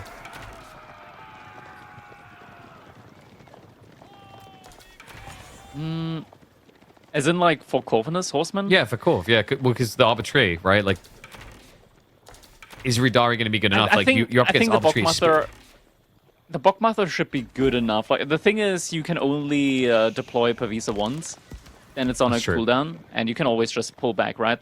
It depends on where Corvinus wants to take a fight. I think overall, just having the Bogmather in mass scales greater. And the Horseman. And with the runestones, like in this point in the game, there should be a lot of them. So you have the range the same as an Arbitrary anyway, with Yeah. Pavis drop. Yeah.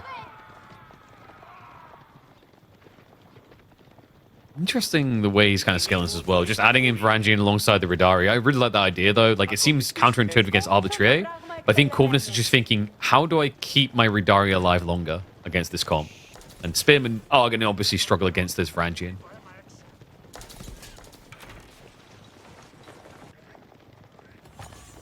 LaSh behind this, of course, the guild hall. Keeps banking up the food behind this. So eventually LaSh will be able to withdraw all of the food there. He hasn't castle drop though, right? So LaSh doesn't have the efficiency with his scaling here. Yeah, he doesn't, at least not for the time being. And the military disparity right now, it's pretty big. Granted, there's a lot of military ships as well. Corvinus, he's going to take this fight. Double outpost, not going to be good enough. Runestone's coming up as well. Getting Look at the deployed all the Bogmather. way. He can't reach them.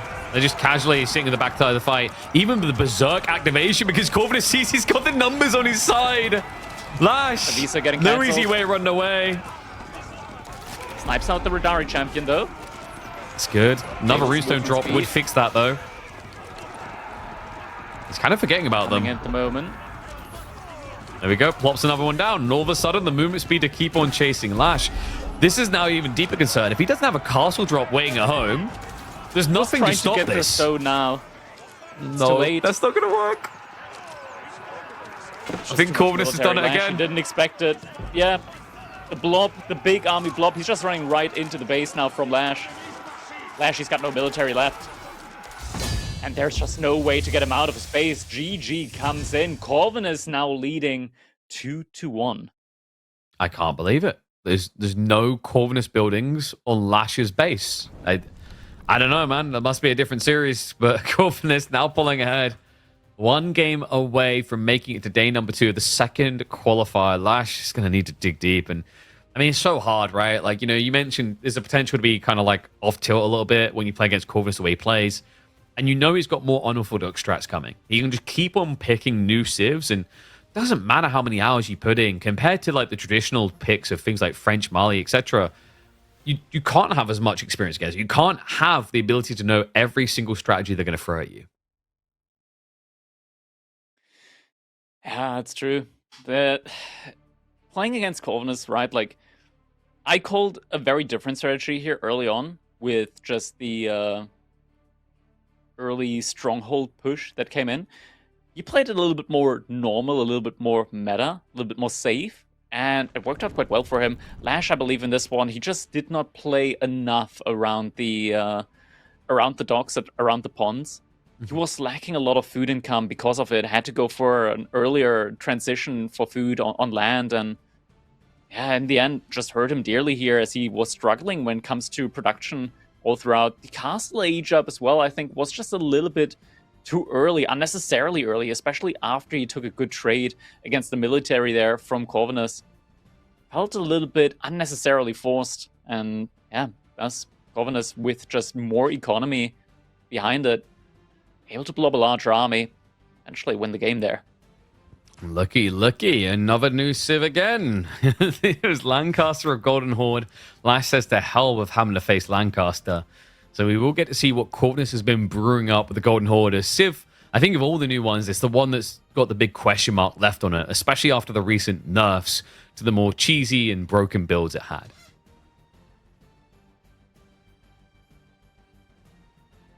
Yeah, Golden Horde, it's I don't know, players are kind of like warming up to it by now at this point after release.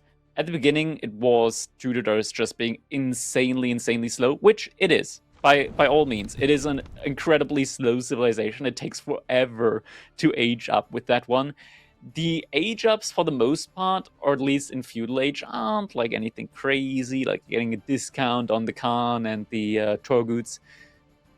Generally, it has some very nice tempo plays around like the early Khan, the Torguts, like some pretty decent cavalry units that you get out for almost free with the stone. You get additional Uvus out, and especially once you get to Castle Age, like if you get map control in Castle Age, and if you get relic control, you get an abundance of Uvus potentially, which there are some spicy upgrades for the Golden Horde. Mm-hmm. Like on the production building, like just getting this message across on your production buildings, you're able, because you spawn in batches of 2, being able to spawn in batches of 3 for no additional cost is utterly insane. I have to say, utterly insane. It's a 50% increase to your production rate, and also it's a 33% discount. That's like the way to think about it. It's a pretty good deal. And then on top of it, like the way you scale into it off the stone, you know it's going to gradually come over time. So that puts an onus on your opponent to deny those Uvus. And those are buildings. Like denying buildings is a more frustrating endeavor. It also means, I think, as the dust settles, we're going to see more and more strats revolving around the idea of relic Uvus. A lot of them at the moment, at the heart of it, are really focused on the Muscovy Yasak because of the ranged armor impact for almost these more cheesy meta arms / night timings. Yeah, I mean, I don't think that should really come into play against a civilization like Japanese. Just wouldn't make a whole lot of sense there, I want to say. Like, it's just the ranged armor. If it was melee armor as well, sure, but then it would be broken. But just the ranged armor doesn't really make that big of a difference against the unit that Japanese makes, outside of maybe the Yumi archers, but... Hold on. You're suggesting that the +2/+2 armor on a heavily armored unit is broken? It's pretty good. Depends on the unit. Like if it was knights, for example, we do see a lot of HRE mine work at the moment. Maybe some English men at arms on the other end of the scale, but yeah, the two together is quite the wombo combo. English men at arms, they're like men at arms in general, they're just too easily kited. They're too easily kited. They don't matter. But if it's like getting 2 additional armor on knights, which are actually able to gap close onto archers, that's insane because you reduce the damage from 3 damage that you take per shot to 1. Yeah. Now we go into our game number 4. Decider game now for Corvinus. It is at this match point for him. 2-1 in this best of 5. Got LaSh and the Yellow playing as the Japanese, and it is going to be a Dark Age Spearman Rush from him. Corvinus on the other side with the Golden Horde. Uwu already put up. And he's got villagers on wood. Looks like he might be going for maybe a reinforced outpost early on. He has to. This is like one of the worst civs at Dark Age in the game, which is ironic because it was birthed from the best OG civ at Dark Age rushing in the game. There is like a weird way you can technically play Dark Age, but people don't tend to lean into it, and that's if you mass Karash, because Karash, for the investment costs, are actually pretty good at trading with Dark Age spears. That's true. That's true. The Karash aren't that bad, especially for their cost. Relatively easy to produce early on. Yeah, 100 food total, right? To get 2 units, really freaking good. The damage, not really much lower. The health, of course, a little bit lower, but when you consider it to an 80 cost unit, it can't make sense. It's just... Yeah, the problem is, like, do you ever want 8 or 10 Karash going into Feudal Age?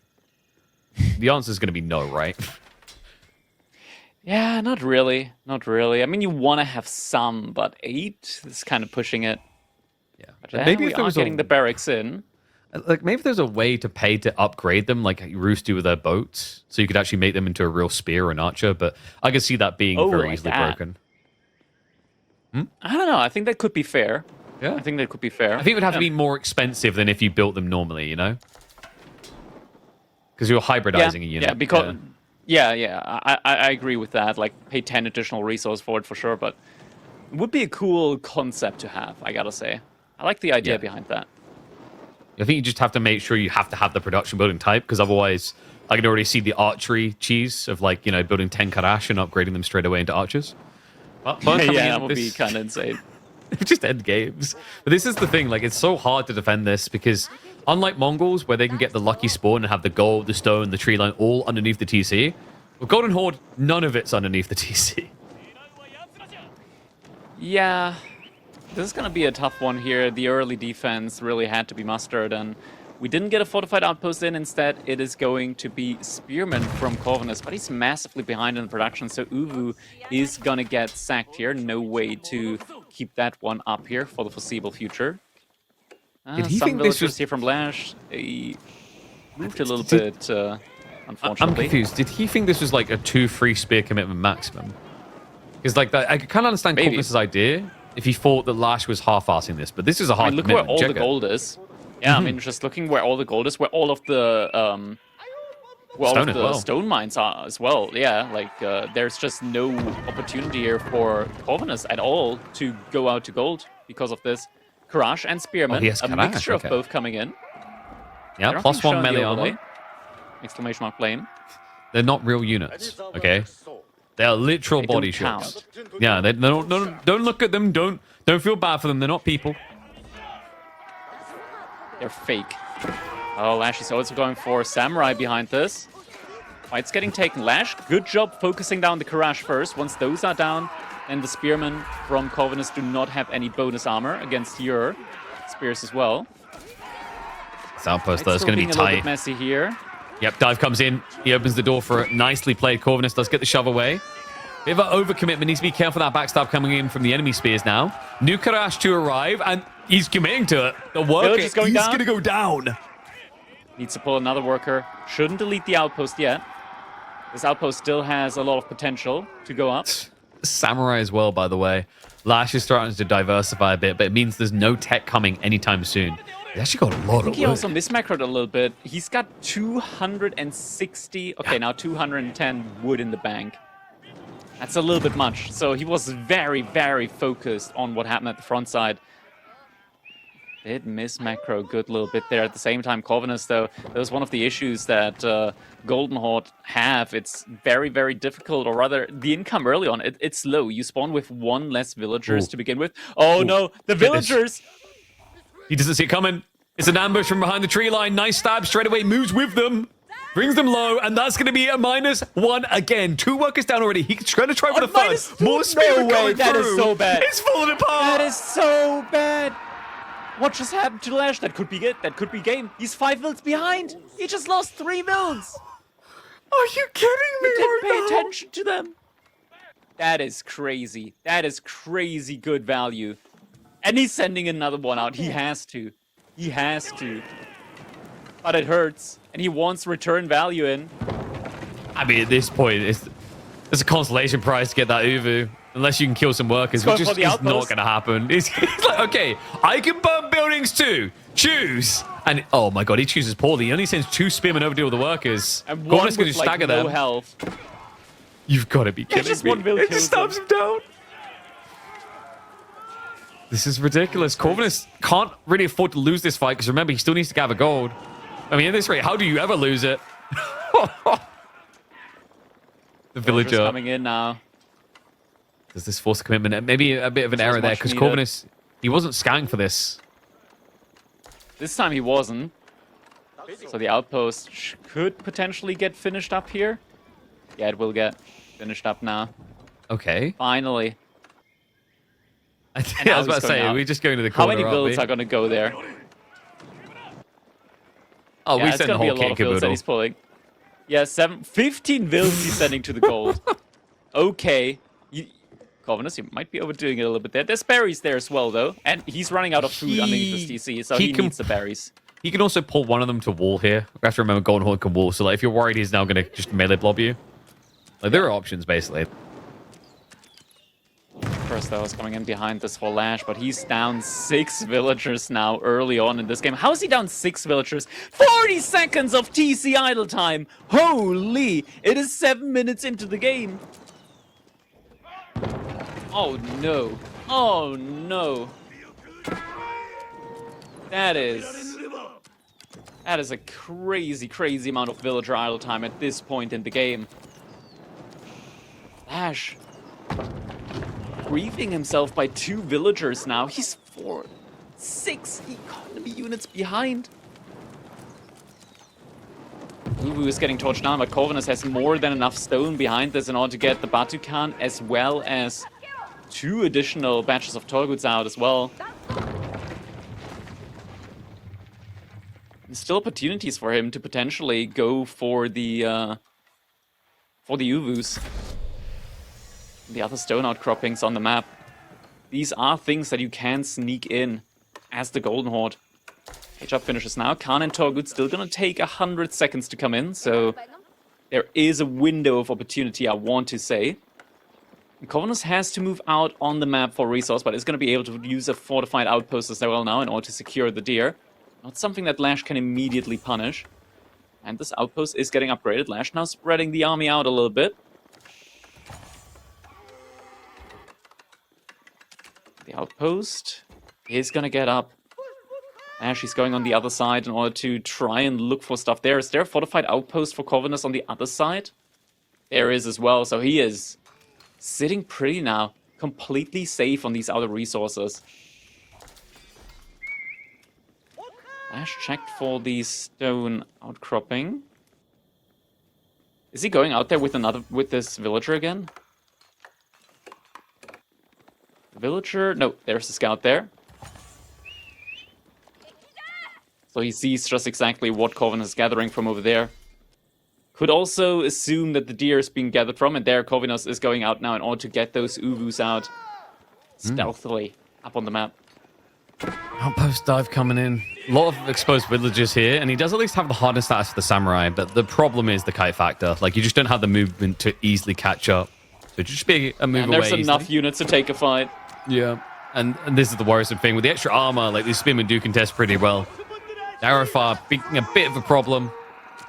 Corv just a matter of seconds away from an age up. His economy already looking pretty good. I don't know if he's thinking of like a fast castle build.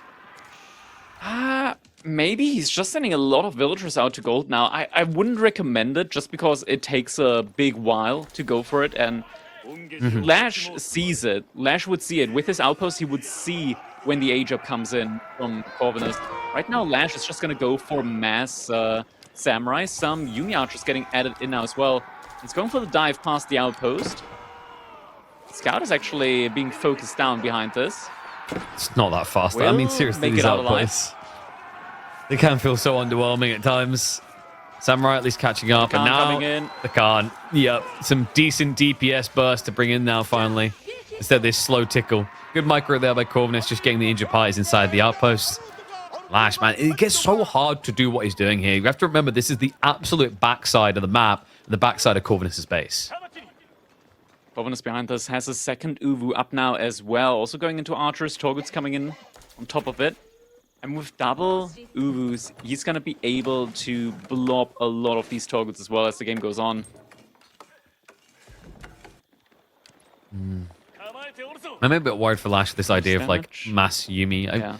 If it was an even economy game, you can kind of see the way. But like Tortugud, especially with Tortugud and Khan, are a vicious unit to scale into. Like it's a very polarizing unit as well. You know, it may not do much damage, but it kind of reminds me of the Lancaster's Demi Lancers in a way, where like the stats look terrible, but then you realize the reality of the timing, the quantity, or just the quality of health in this case makes them a force to be reckoned with.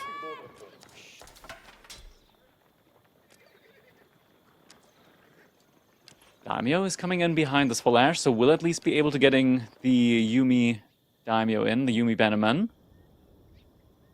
Additional damage there. Corvinus still getting a lot of gold in behind this, so seems to be still thinking about a potential fast castle age play. But the outpost from LaSh does spot the golden 10, so he will know exactly when and if that's coming in. Yumi archers now get the opportunity to go for some villager kills here.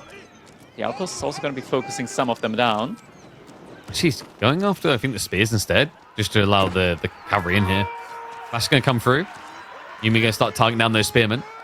The blob is able to push this back fast. So LaSh, remember, even the military count being even, the difference is like getting the troops across to have the effect here. Not quick to arrive. Oh, Yumi's coming in now. Spearman pretty much thinned out completely. Barrage getting taken down. That's the safety of the outpost. Not really something that Corvinus wants to dive just yet, considering it's fortified. We do have the Yumi Bannerman on the way, so let's get given one up for LaSh. Both players definitely thinking about castle. There we go. LaSh is going to recommit. Wait, nope. He's cancelling. Okay, we're teetering at this point. Feels like Corvinus is getting ready for attack, though.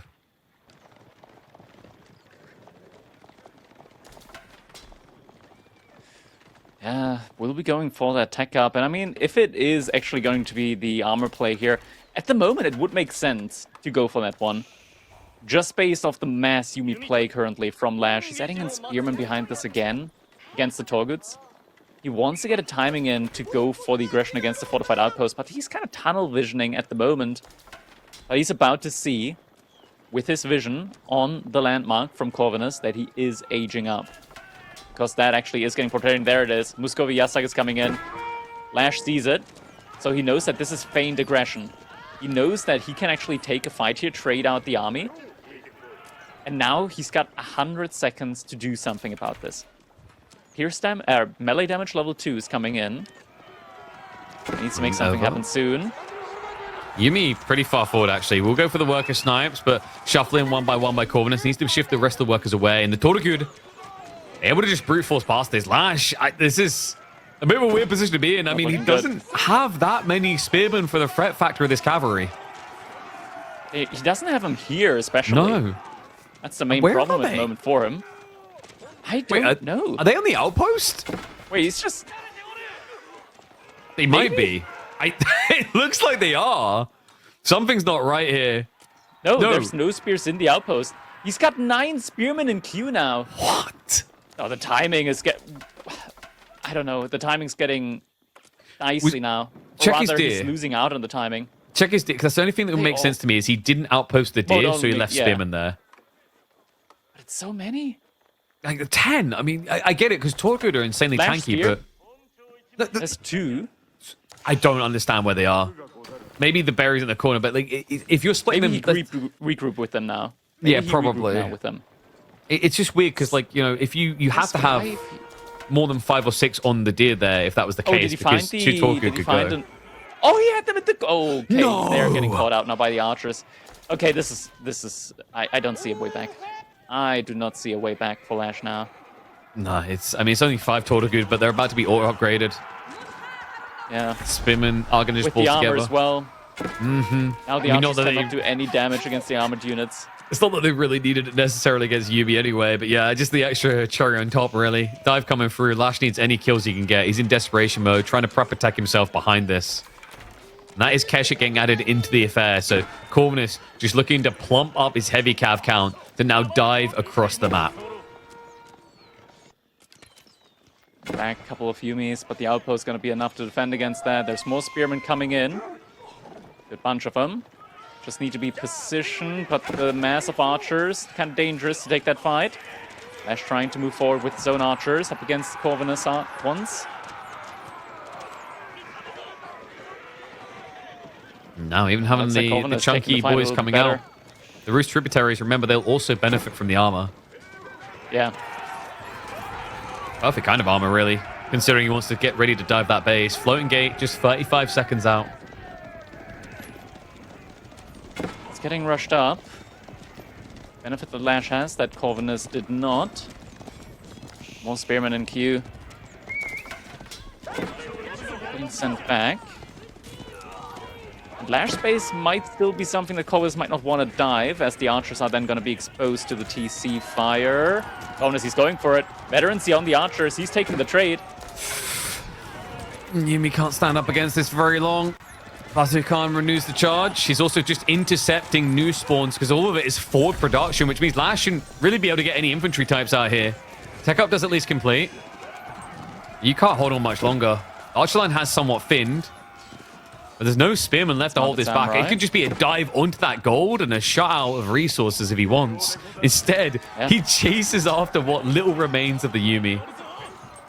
If the Bannerman goes down, he could go for an Uma Bannerman. Those come out in like 5 seconds.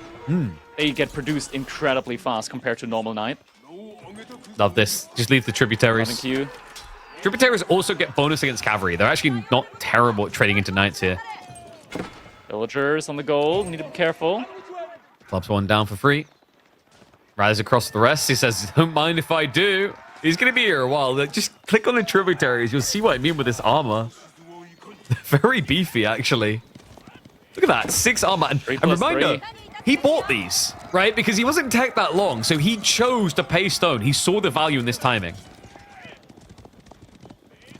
Yeah, behind this, Corvinus' overall economy is looking quite good. He's on 3 Ubus now behind this. And the berry work is just letting him kind of over there. But the Knights will be able to scare this away now. But yeah, to your point, like the relic situation's the other thing we'll be looking at now. Corvinus is finally playing for them. Not a relic Uvu's play, sure, but the gold could go a long way here. Has got men-at-arms following up. Not so sure about that.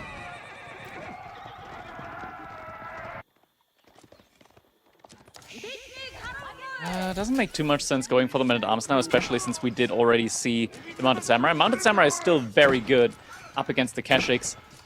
LaSh, with a couple of raids that he did manage to somewhat even out the villager count at least a little bit. Battle time still puts him a good bit behind, and the Golden Horde just passively generates more villagers. But he's got an opportunity play with the floating gate, where the Yorish heroes can also increase the TC speed, and Corvinus, he's trickling troops. not what he wants to do right now. He's kind of losing out on his momentum here. He just needs to buy time and look for a pivot into crossbow batch production. Like, crossbows are going to be your best friend against what LaSh is doing. And he's really not that far off of getting the triple production when you look at the stone income. Already up to 600. Triple production would be absolutely huge here for him. Corvinus behind this going for, yeah, as you mentioned, the relics. First relic has already been brought back. Second relic now on its way as well. And just props to Corvinus for the way that he's played stone in this game. Like, I just want you to think about what happened at the start of this game. The fact that 20 minutes in, the outpost still blocks his double stone starter, and yet he still managed to achieve 3 Uvus, and done so at a good point in the game. Yeah. Little stealthy proxy stable coming in as well. Ooh, relics getting denied.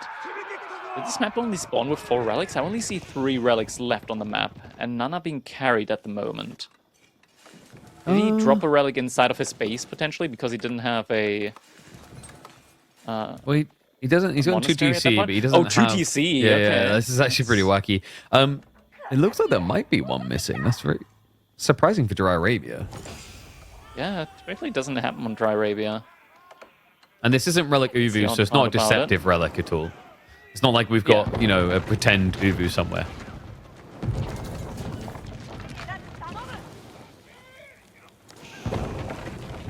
We'll be able to burn through the pit. Down. This is important. Corvinus is actually investing into the stockyard upgrade. Well, he's 5 stockyards deep. It does make some sense here.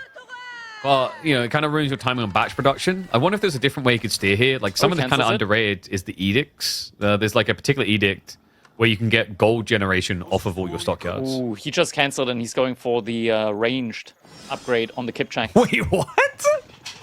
Kipchaks? We have not seen this since they got fixed. The AoE got fixed. Yeah, exactly. They got fixed, so might be a little bit of a waste, I want to say. Like, just because I would personally just much prefer the batch upgrade. It's incredibly strong. It's only 50 stone more. LaSh might potentially find some villager kills here. Corvinus not being careful. I mean, not reacting at all. The entire benefit from that second TC is gone. LaSh, I mean, second TC might as well not exist now. If he hasn't Euroshira dropped, he can now just Euroshira drop his TC, right? Like, that's confirmation, like, okay, like, there's a kind of a threat here. And yeah, it's already there. So, decent position. LaSh does need to fix his economy, though. Way too much food, not enough gold. I don't know, man. This Kipchak choice. I mean, I'm watching eagerly. It could work. Oh, LaSh, did he get the relic? Or... He did. Yeah, he did manage to sneak the relic. It away. Okay, that... Yeah, the monk with the relic from LaSh is actually not being shown on the overlay. So what I'm thinking is, can we select the TC from LaSh right now? Could there be a monk inside? No, there's a monk carrying a relic next to it. Okay, there are 4 relics. Just for some reason, the Shinto priests carrying the relics aren't being shown in the overlay. So there's 5 relics total, yeah. Because Corvinus already has 1. Yeah. Alright, Knights. So we did find that out. They are going to try for a dive. At that point, you're like, okay. And it's going to be a horseman switch, yeah. I mean, it was crossbows at first you're worried about. Horseman solution. Kipchak, the horseman are the solution. And food is something that he's got plenty of, so this is a nice food sink now for LaSh that he can go for. Might want to potentially go for some Onimusha as well. Like, Horseman Onimusha will be great against a composition of, like, Kipchak and Men-at-Arms. Or even Torguts / Kashyyyks. Also, with the additional range, can outrange the Kipchak as well as the crossbows. Yeah. And also, it's the fact they have the chase, they have the range, they have a lot of things going their way. And the Kipchaks aren't exactly buffs them up as well. Yeah, it's also just like Kipchaks aren't really cheap when you compare them to Onimusha for what they do. It's a very kind of weird unit. Like, they always call it horseback Chugnu, which is kind of what it's meant to be here. But you know, the bleed, I think the idea is he thought it was only going to be mass knights, and the bleed would be immensely valuable there.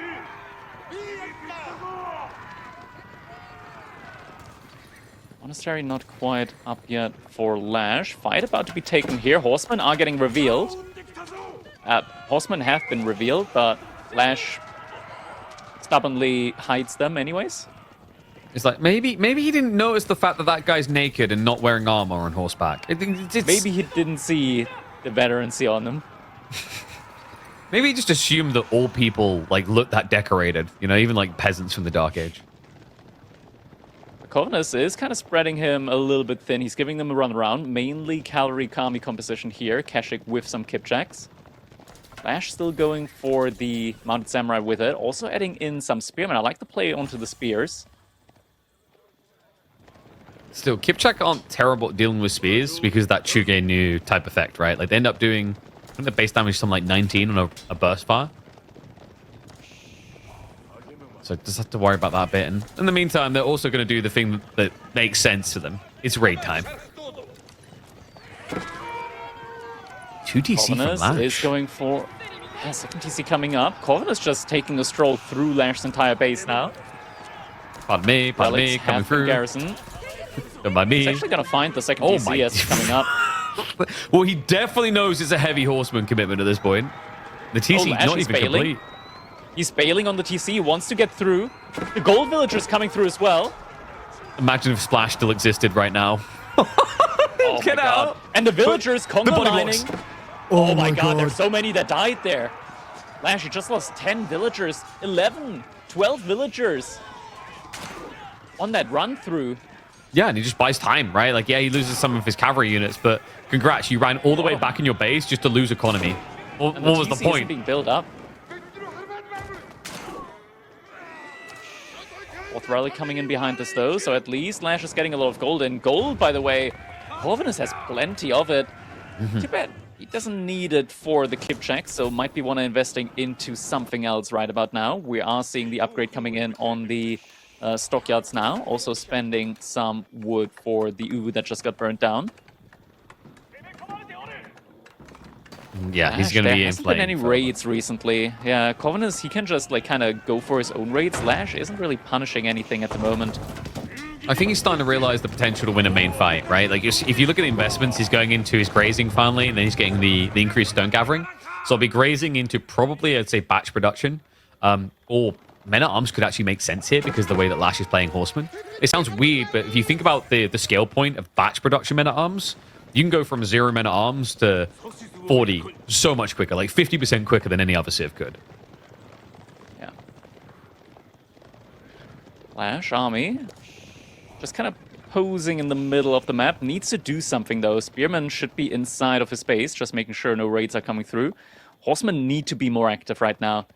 It's not going anywhere for the time being.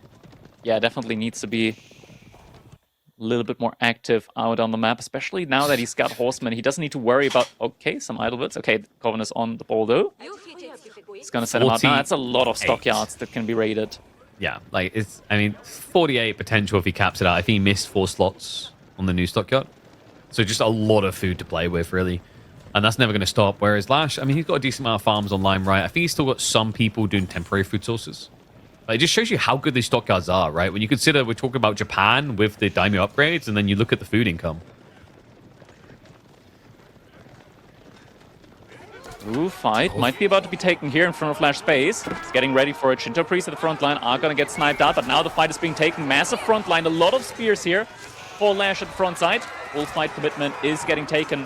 Horseman not getting sniped out by any of the spearmen. Damage buff. buff. The front line. The Batu Khan, he's starting to layer in. Remember, it's percentile damage scaling the longer he fights, but does get sniped down now.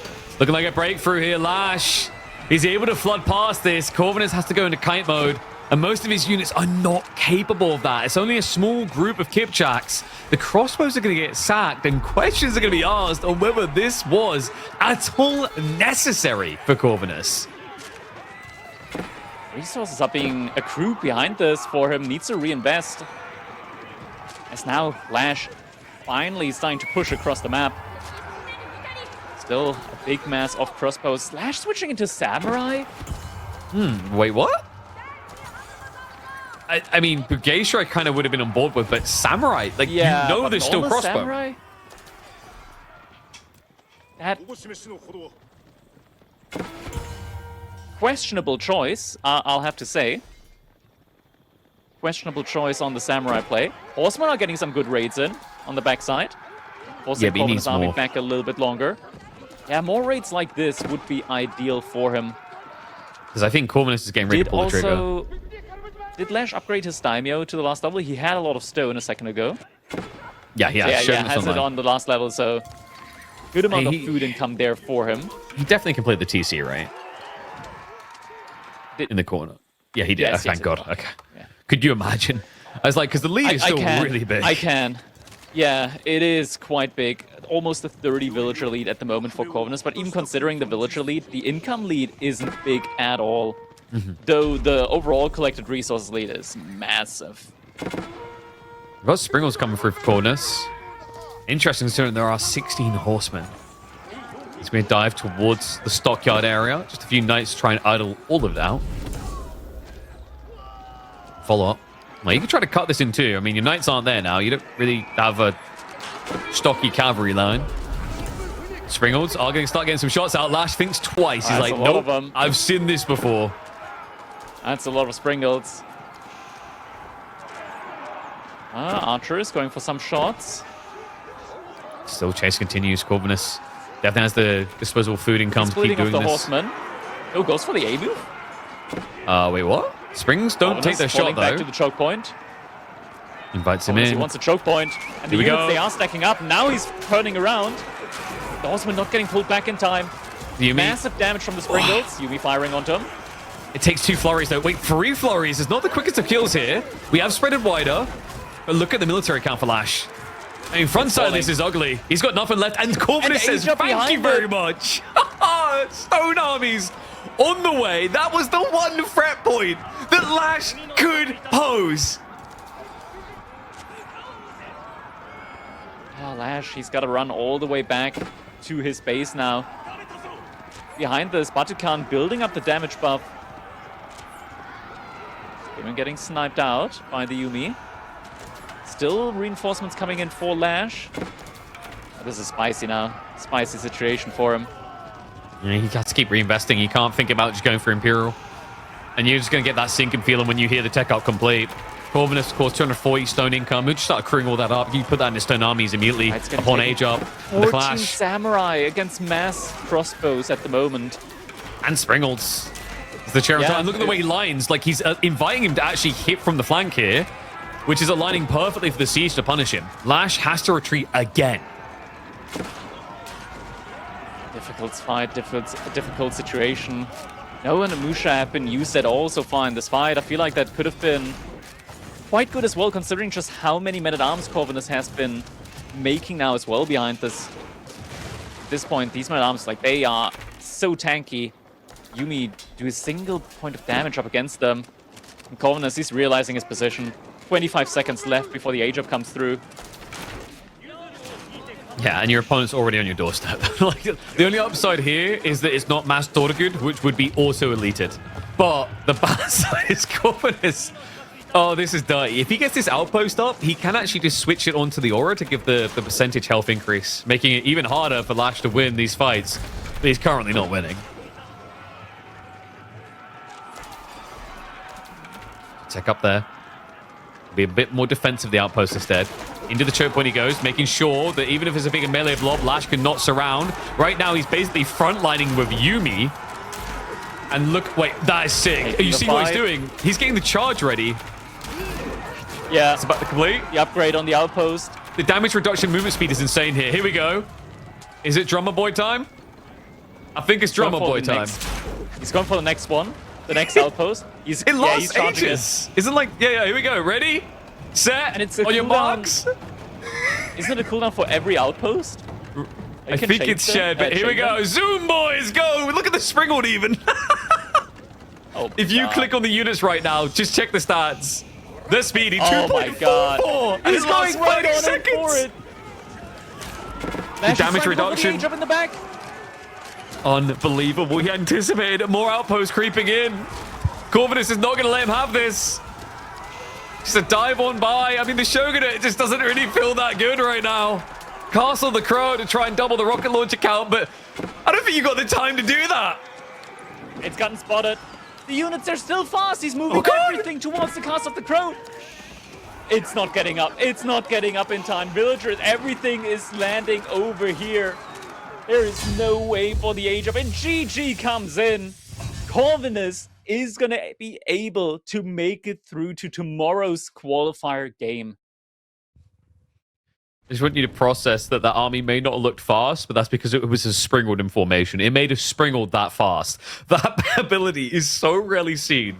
Yeah, it's so incredibly powerful. Great read by Corvinus, understanding that LaSh would have to mirror the tech to even stand a chance of staying alive, and doubles down on the aggression to punish him. Not your usual play when you've just come off the back of Imperial. Normally you go more defensive, but gotta give it to him. Props to Corvinus, showing you the strength of new civs instead of fixating on the old, and thriving in the chaos of discovering all the new kinks and turns and everything that AoE 4 has to offer.